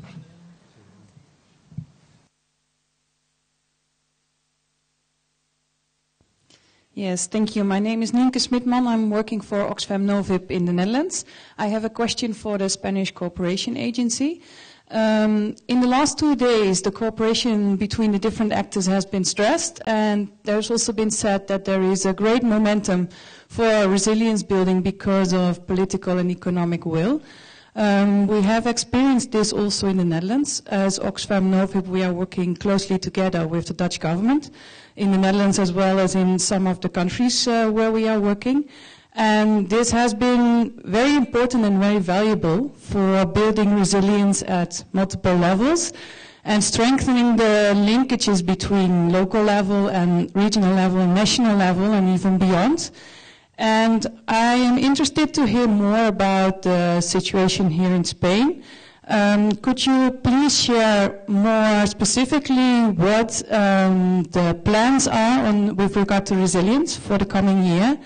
And how much budget is allocated for these plans, and also how you envision cooperation between the Spanish Cooperation Agency with different actors like civil society actors. Thank you. La última palabra y ya devolveríamos el turno de palabra. Sí, la última palabra ahí y ya devolveríamos el turno de palabra a los. Hola, buenas. Me llamo José González de la Universidad Autónoma de Madrid. Quería hacerle una pregunta a José María Vera, sobre todo porque he coincidido mucho con algo que ha dicho, de que si queremos incorporar el enfoque de resiliencia en los nuevos objetivos de desarrollo sostenible, tiene que ser de manera transversal y no como una meta o un objetivo propio. Y creo que aquí hay mucho que aprender o que alimentarse de los debates del año pasado en Río +20, sobre todo este documento Gente Resiliente, Planeta Resiliente, que para mí añade una vuelta de tuerca más al concepto de resiliencia tal como lo estamos debatiendo aquí. Y es la aceptación de que existen límites biofísicos, ¿no? Que existen umbrales de cambio que no podemos sobrepasar para que se mantenga el modelo de desarrollo tal como lo conocemos. Entonces, una forma de implementar la resiliencia es asegurarse que nos mantenemos lejos, cuanto más lejos mejor, de estos límites biofísicos. Me refiero a límites de emisiones de CO2, por ejemplo, límites de pérdida de biodiversidad, límites de uso o utilización de aguas dulces, etcétera, ¿no? Entonces, ¿en qué medida, quería preguntarte, tú crees que las conclusiones o todos estos debates tan ricos de Río +20 del año pasado van a ser incorporados en los nuevos ODS, sobre todo para operativizar ese objetivo de desarrollo del milenio 7 que se ha quedado ahí en el aire porque al final no se ha operativizado? Bueno, pues volviendo a la mesa, yo creo que lo que podemos hacer es empezar en este orden, si os parece, y dar a los ponentes, bueno, pues que menos que unos 3 minutos para poder contestar a las distintas preguntas que se les han hecho. Bueno, han sido tantas preguntas que voy a tratar de ver cuáles son los comentarios tal vez más relevantes. Pero primero voy a responder al tema de la señora de Colombia. Nosotros estamos trabajando en un cambio de la matriz productiva y de la matriz energética justamente para no tener una dependencia de materia prima como petróleo después del 2017. Entonces, estos cambios son de largo plazo, implican políticas importantes en el país y trabajamos justamente con energía de diferente tipo. Cooperación Española me parece que está en energía eólica, en 2 lugares, Galápagos, que ustedes saben es patrimonio de la humanidad, patrimonio natural, y en una zona al sur del Ecuador, aparte de una serie de hidroeléctricas que están en el país. Pero algo importante que mencionó acá el caballero es el tema de cómo los ciudadanos deben trabajar en su resiliencia. Y un tema no es solamente las políticas del Estado para mejorar índices de calidad de vida, es decir, provisión de agua segura, de agua potable, salud, educación, sino también el tema de trabajar con las comunidades tanto rurales y urbanas y sobre todo periurbanas, en cuáles son aquellas medidas de autoprotección que se necesitan. En el caso de Ecuador y aquí sí de la región andina hemos trabajado mucho en brigadas comunitarias de gestión de riesgo, en brigadas tanto rurales como en zonas periurbanas, en lo que son los voluntarios de la gestión de riesgo y de la protección civil. Y algo muy importante, que es una política pública de las Américas, que se firmó, si no estoy equivocada, en diciembre del 2011, en donde todos los ministros de Educación se comprometieron a poner de manera transversal una política pública de gestión de riesgo en la educación. En el caso de Ecuador, esto implica que los maestros de todas las escuelas públicas y privadas están obligadas a una capacitación en gestión de riesgo que permita desarrollar en cada uno de sus establecimientos educativos su plan de contingencia, la determinación de cuáles son los riesgos subyacentes y poder explicar también a sus alumnos qué es lo que pasa en el entorno local, regional y en el nacional. Entonces, este compromiso va justamente a la generación que cambia, a los que ya estamos en mi generación y otras más arriba, somos muy difíciles de cambiar, pero los niños no. Entonces, el enfoque sí está dirigido a eso. Y por último, un tema de género, porque siempre las mujeres y los más vulnerables son los olvidados en situaciones de emergencia y en muchas zonas rurales yo creo que compartimos en África y en América Latina lo mismo, son las mujeres las que están empujando la mejora en el desarrollo de sus familias. Entonces sí hay un enfoque también de género, trabajamos con GRUTS, que es un programa internacional donde están grupos de mujeres en zonas rurales trabajando no solamente en gestión de riesgos, sino también empoderándose en otras cosas como los temas ambientales y el tema de cambio climático. Y finalmente, en cambio climático, pues no nos queda más a los del sur que adaptarnos y mitigar. No somos, en el caso de Ecuador, generadores de emisiones que hayan llevado al planeta en la situación que estamos. Sin embargo, tenemos que enfrentar los extremos climáticos que implican inundaciones y sequías extremas y que me lleva a un punto que no se ha hablado aquí en estos días, y es el que nosotros no trabajamos en seguridad alimentaria, trabajamos en soberanía alimentaria, porque no es suficiente tener el dinero para comprar alimento, es mejor producir el suficiente alimento para garantizar que nuestra población va a tenerlo en épocas de crisis. Pues muchas gracias. Se han dicho muchas cosas, pero yo creo que hay un hilo conductor de casi todas. Pero contestando más directamente a la representante de Oxfam, diría que el hecho mismo de que estemos reunidos hoy aquí, convocados por la Cooperación Española y haciéndolo coordinadamente con Oxfam, es porque es un tema que evidentemente nos interesa, nos importa y lo trabajamos. Nadie convoca a una reunión a los demás si evidentemente lo hace por pura curiosidad, ¿no? Lo hacemos porque estamos convencidos de este enfoque, de la necesidad de trabajar. Nos parece que es muy saludable escuchar a las partes, y a las partes son muchas veces los países con los que trabajamos, nuestras contrapartes. Las partes son también expertos y profesionales o países que tienen avanzados, y de todo eso aprender, ¿no? Y por lo tanto este es un ejercicio visual precisamente de lo que estamos haciendo. Y de aquí precisamente se trasladarán pues también experiencias, no solamente sobre el terreno, sino también a la posición que España va a tener en los diferentes organismos. Y además, ¿cómo lo hacemos en nuestros proyectos? Pues lo hacemos, como le he dicho, de una forma transversal. Hay proyectos muy asentados de la Cooperación Española en el ámbito de la seguridad alimentaria, de la nutrición, de género, de prevención de desastres, en donde estamos trabajando hace tiempo y somos, creo, que es unos actores razonablemente buenos, ¿no? Y el ejemplo lo he puesto también aquí, es decir, el ejemplo de Filipinas. Filipinas, desgraciadamente, de enorme actualidad, es un país donde nosotros ya trabajábamos el enfoque de resiliencia y, por lo tanto, es decir, no es una novedad. ¿Cómo lo hacemos con las ONGs? Pues España tiene un modelo de cooperación asentado hace muchos años, donde uno de los principales actores de la cooperación son las ONGs.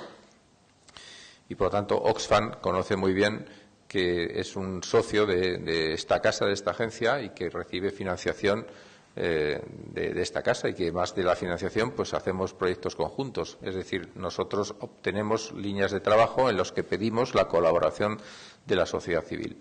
El año pasado, mejor dicho, este mismo año, el porcentaje del presupuesto que fue destinado por la Agencia Española de Cooperación al apoyo a la sociedad civil fue el 40% del presupuesto de la agencia. Por lo tanto, fue una cantidad realmente significativa. Por lo tanto, esas son nuestras formas de trabajar, que tenemos bien trabajadas. Luego hay un hilo conductor en todos, que yo creo que son principios básicos que se llevan hablando permanentemente, que es la necesidad de la complementariedad de acciones, la complementariedad y la coordinación de los actores de las diferentes agencias internacionales, y también la división de tareas, ¿no? Yo creo que es la experiencia, de alguna manera, de todos estos años, las lecciones aprendidas, pues van de alguna manera consolidando determinados principios, ¿no? La idea de tener agendas globales, pero que aterrizan en lo concreto en cada país, la complementariedad de las acciones, la división de las tareas, las cooperaciones delegadas, es decir, y tener en la medida de lo posible una coordinación. Como bien conocen, el Fondo del Milenio que España tiene en Naciones Unidas para apoyar los objetivos del milenio, una de las ventanillas que trabajó de forma más intensa fue el Delivery as One o el UN, una Naciones Unidas, ¿no? Es decir, que lo que se pretende precisamente es impulsar el trabajo conjunto de todas las agencias de Naciones Unidas. Bueno, todavía es un fondo que se está evaluando, tendremos resultados de evaluación probablemente a finales de este año, principios del año que viene, pero España ha sido un impulsor convencido de que había que trabajar más coordinadamente y de que las agencias deberían hacerlo. De hecho, hemos hecho proyectos sobre el terreno en donde hemos impulsado la coordinación de agencias, ¿no? Y eso me parece que en los tiempos que corren, con dificultades de todo tipo, pues será muy importante. Cara a la futura agenda, yo creo que esto hay que tenerlo en cuenta, ¿no? Porque es una agenda que va a mantener también unas necesidades de financiación importante en un momento, evidentemente, en el que los donantes clásicos o tradicionales no estamos pasando por nuestros mejores momentos, ¿no? Es decir, por decirlo claramente, de los 23 países del CAT, 16 de esos países hemos reducido nuestra ayuda, ¿no? Por lo tanto, de 23, 16, ¿no? Es decir, también Holanda, por cierto, ha reducido su ayuda al desarrollo, ¿no? Por lo tanto, es decir, en fin, esto hay que tenerlo en cuenta y hay que saber realmente la situación de crisis en la que en este momento nos encontramos, ¿no? Muchas gracias. Bueno, pues de los varias cosas, tres. Yo haría énfasis en tres de los diversos comentarios. Uno, un poco al hilo de lo que el compañero de Mauritania planteaba. Y yo creo que sí es un riesgo. Es otra de las percepciones que tuve cuando fui indagando más de qué estábamos hablando con el enfoque de resiliencia. Y es el riesgo de que fuera una agenda soft, una agenda muy técnica, una forma de hacer, una mayor integración, en fin, algunos de esos elementos que habíamos tenido atrás y que se estaban plasmando de una cierta manera con un componente técnico, metodológico, métrico fuerte, con un componente político también, o sea, es una lucha contra desde un enfoque de resiliencia que quiere decir más cosas, ¿no? Pero creo que, desde luego, como lo estamos mirando desde Oxfam, y creo que no es el único caso, en absoluto es así, sino como una agenda dura, en el sentido en el que engarza con otros elementos y que requiere de otros elementos para que se den. Y no solamente una agenda dura porque deba tener indicadores, porque deba ser muy orientada a unos resultados claros, porque no se quede en un cierto vacío de esa retórica, porque deba tener financiación, como antes estábamos hablando, sino porque liga, para ser posible, con algunos de los elementos que estabas planteando, ¿no? Y de hecho es desde ahí como estamos viendo, ¿no? Desde precio de los alimentos, especulación, tierras, agenda de tierra, yendo a lo que tiene que ver con una ciudadanía y con una gobernabilidad en el propio país. Es decir, es impensable el que se pueda dar una contención y una resistencia a los choques si esta agenda dura no está. Y para nosotros, cuando menos, y creo que lo compartimos, forma parte de esta agenda más, digamos, dura en el sentido de que es más transformadora y conecta con ella de una forma muy natural, o cuando menos queremos que así sea. Segundo comentario sobre multiactores, este es breve, sí, o sea, yo creo que tenemos que ir andando hacia ello, que las resistencias a veces de los intereses de los diferentes actores y de las diferentes agencias son altas, que cada uno tiene que hacerlo también desde el rol y que es importante aproximarse desde el valor añadido y desde que lo que cada uno y el rol que cada uno puede y debe jugar. Y quizá como un comentario menor, esperemos que la siguiente vez que se hable de una integración de diferentes actores ya no sea Oxfam y ¿no? Sino que sea Oxfam solo. Es decir, que también tenemos una responsabilidad dentro de las propias agencias de ir, digamos, avanzando, y en España seguiremos siendo Oxfam Intermón, Holanda, Oxfam Novib, pero en los países y en el ámbito internacional queremos y cada vez estamos yendo a funcionar más como un único Oxfam integrado. Digo esto también como un aporte hacia esa mayor integración. Y el tercero liga con lo de cambio climático y con un enfoque, es decir, que también hay riesgos y también hay efectos sobre los países. Yo creo que ya hablar de países desarrollados, en vías de desarrollo o en desarrollo, en fin, las categorías se nos han roto desde hace tiempo, pero claramente sí hay países con un impacto mayor del cambio climático y países con una contribución y una responsabilidad mayor a ese cambio climático, y están bastante diferenciados, aunque no se pueda partir solamente con una regla, ¿no?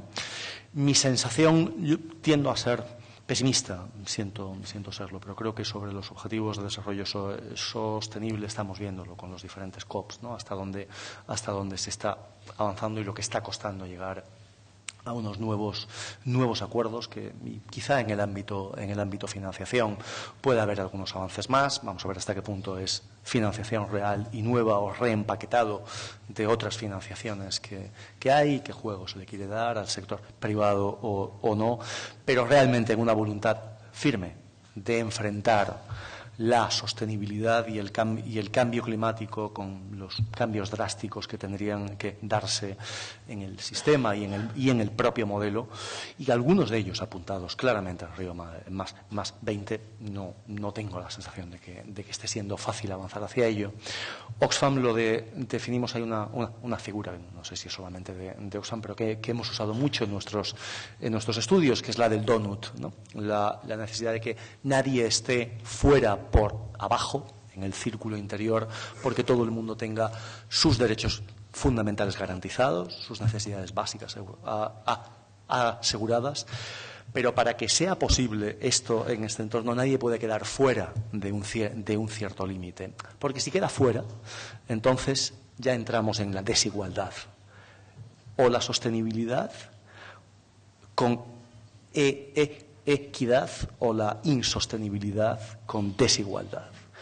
La percepción de que, muy especialmente por el lado de fuera del donut, es muy difícil y va a ser una lucha traer a clases, países, sectores dentro de los límites de la sostenibilidad. Bueno, esto es parte de esa agenda dura de la que antes planteaba.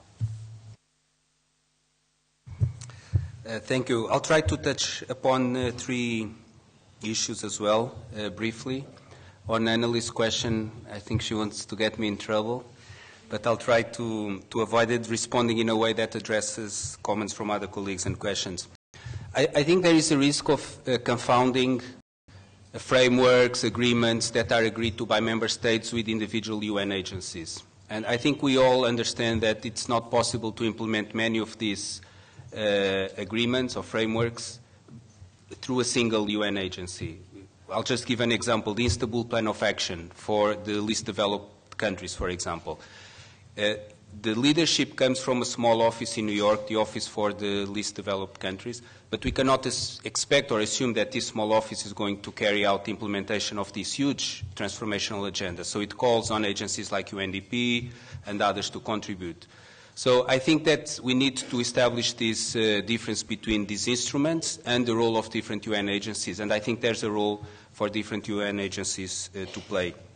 And this links also to the comments or questions by Ato Tadesse Bekele and Borja Santos about the need of having UN agencies come together, cooperate and partner. And in fact, as the General Secretary said here, Spain has been a leader, and it has forced through the MDG fund, it really forced us to come to UNDP with other agencies on the ground, to come together and identify very clearly the value added that we can each bring to the specific challenge that we are trying to address. And the Executive Secretary from SEALS has also alluded to the fact that we are trying to come together on the Sahel around common agendas. In fact, just a couple of weeks ago, there was a joint mission to the Sahel by the UN Secretary General, the President of the World Bank, President of the African Development Bank, the chairperson of the African Union Commission,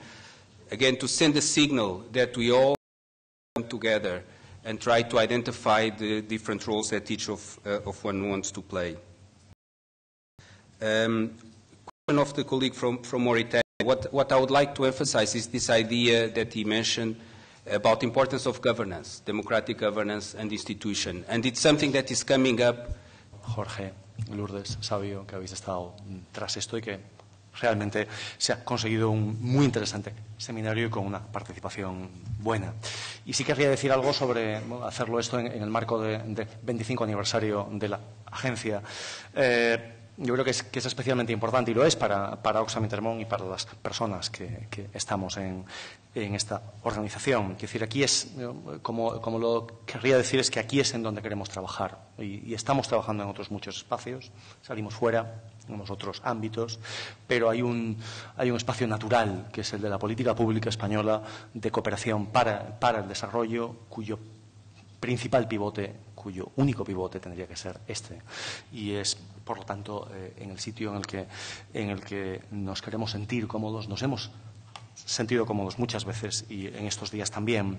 Y es importante, hablando sobre resiliencia y fortalecimiento, pensar en el fortalecimiento de la propia agencia también, ¿no? Las instituciones también tienen que ser resilientes.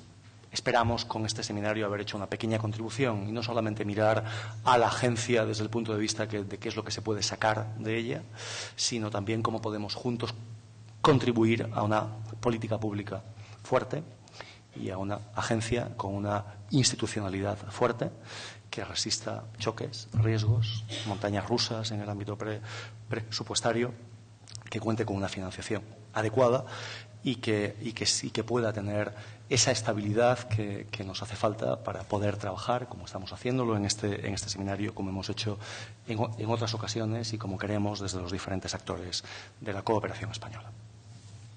Gracias.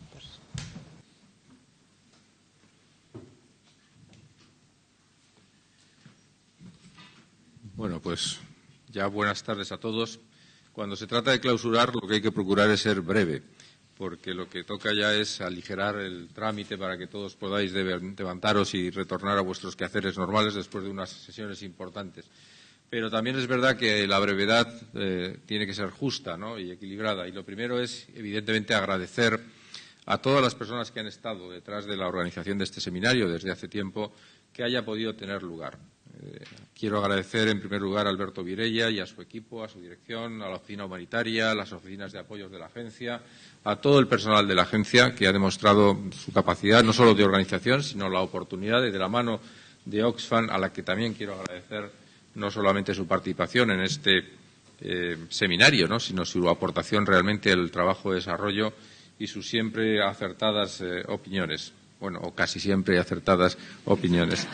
Es decir, por lo tanto, quiero también agradecerle que haya enriquecido estas jornadas con nosotros. Solo decirle a Chema que esté tranquilo. La agencia es una agencia fuerte, que tiene 25 años, ya por lo tanto ha pasado la pubertad, está en plena madurez de juventud, con gran fortaleza de capacidades humanas, técnicas, profesionales, con 1.200 personas que la componen, 600 en el terreno, 400 en España, que tiene la capacidad de adaptarse también a los tiempos difíciles y que va a sobrevivir, como siempre, a las dificultades, es decir, para seguir saliendo a hacer su labor, que es la que es más importante. Es verdad que es el elemento más importante de la cooperación española, pero no es el único importante, el único actor, porque si no, no tendríamos que tener coherencias de políticas y estas cosas, ¿no? Tenemos que coordinarnos con otros también, que hace falta que sean parte de la cooperación española.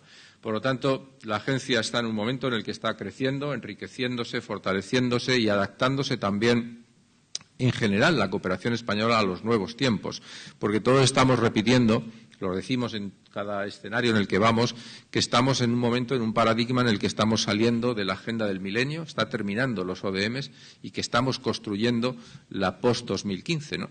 Y estamos todos diciendo que el mundo que vamos a ver en el año 2015, cuando tengamos que aprobar los objetivos del milenio, ya no es el del 2000, cuando se aprobaron esos objetivos, y que los países con los que vamos a trabajar han evolucionado muchos en un sentido y otros en otro. Es decir, pero que indiscutiblemente hay nuevos actores, países emergentes, una nueva distribución de la pobreza, de las debilidades, el 70% de los pobres en países de renta media, nuevos retos en el mundo, los bienes públicos globales, el cambio climático, la necesidad de integrar las agendas de desarrollo y de sostenibilidad. Todo eso, que lo decimos, debería tener una consecuencia natural después, que es que si la agenda que vamos a llevar adelante es en alguna medida distinta de la agenda que hemos tenido que hacer a lo largo de estos 15 años, es natural que los instrumentos tengan que reflexionar también sobre cuáles van a ser. Y, por lo tanto, todos no estamos justificando nuestra existencia en sí mismos. Somos un instrumento al servicio de una agenda de desarrollo. Por lo tanto, el instrumento, que es la Agencia Española de Cooperación, tiene que pensar sus capacidades, tiene que pensar sus orientaciones y tiene que pensar cómo va a poder llevar adelante precisamente la agenda de desarrollo que se aprobará en el 2015. Y por eso estamos participando muy activamente en todo ese foro de cómo se construye esa agenda. Una agenda que tiene la bondad de haber empezado mucho más participativa, mucho más inclusiva y en la que España, sabéis muy bien, está muy activa desde el principio. Hemos tenido en Madrid, el día 4 de abril, una de las jornadas de debate precisamente del post-2015 más importantes de todas. Ha sido la de nutrición, seguridad alimentaria y lucha contra la pobreza. Estuvo presidida por el secretario general de Naciones Unidas, estuvieron todas las agencias de desarrollo en España y es el compromiso claro, es decir, de que España está construyendo esa agencia y esa agenda, y está trayendo precisamente ese debate aquí. Y lo estamos haciendo con los ODS en Nueva York y lo estamos haciendo con nuestras propias jornadas, a las que casi todos habéis asistido hace muy pocos días en Madrid, en debate de lo que está siendo una construcción desde la academia a la participación social, a la participación política, para que sea una posición no de un gobierno, sino que sea una posición de un país lo más consensuadamente posible. Por lo tanto, estamos en un momento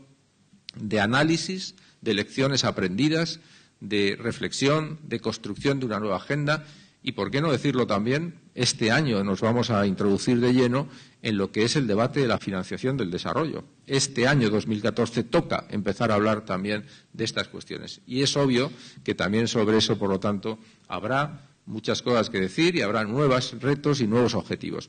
Pero es evidente que el mundo es cambiante y lo que no tenemos que hacer es que los que nos dedicamos a cambiar el mundo nos quedemos igual. Lo peor, la contradicción más tremenda sería que los que tenemos que impulsar el cambio fuéramos inmovilistas. Por lo tanto, hay que tener siempre una mentalidad abierta al cambio, dispuesta a autoevaluarnos y a decidir realmente por dónde deben ir las cosas en el futuro. Por lo tanto, en esa fase está la cooperación española. Ser capaz de sacar las lecciones aprendidas, ser capaz de sentirse a gusto y sentir autoestima por lo mucho que ha hecho a lo largo de 25 años y lo que ha podido aportar al desarrollo, pero también prepararse para ser capaz de ser un actor activo en los tiempos que vendrán en esa agenda del post-2015, en donde España, en un proceso que ha hecho ya con su plan director, va a jugar un rol en esos 23 países de nuestra cooperación, 23 países que hemos seleccionado en nuestro plan director y donde queremos seguir siendo socios de las principales agencias de desarrollo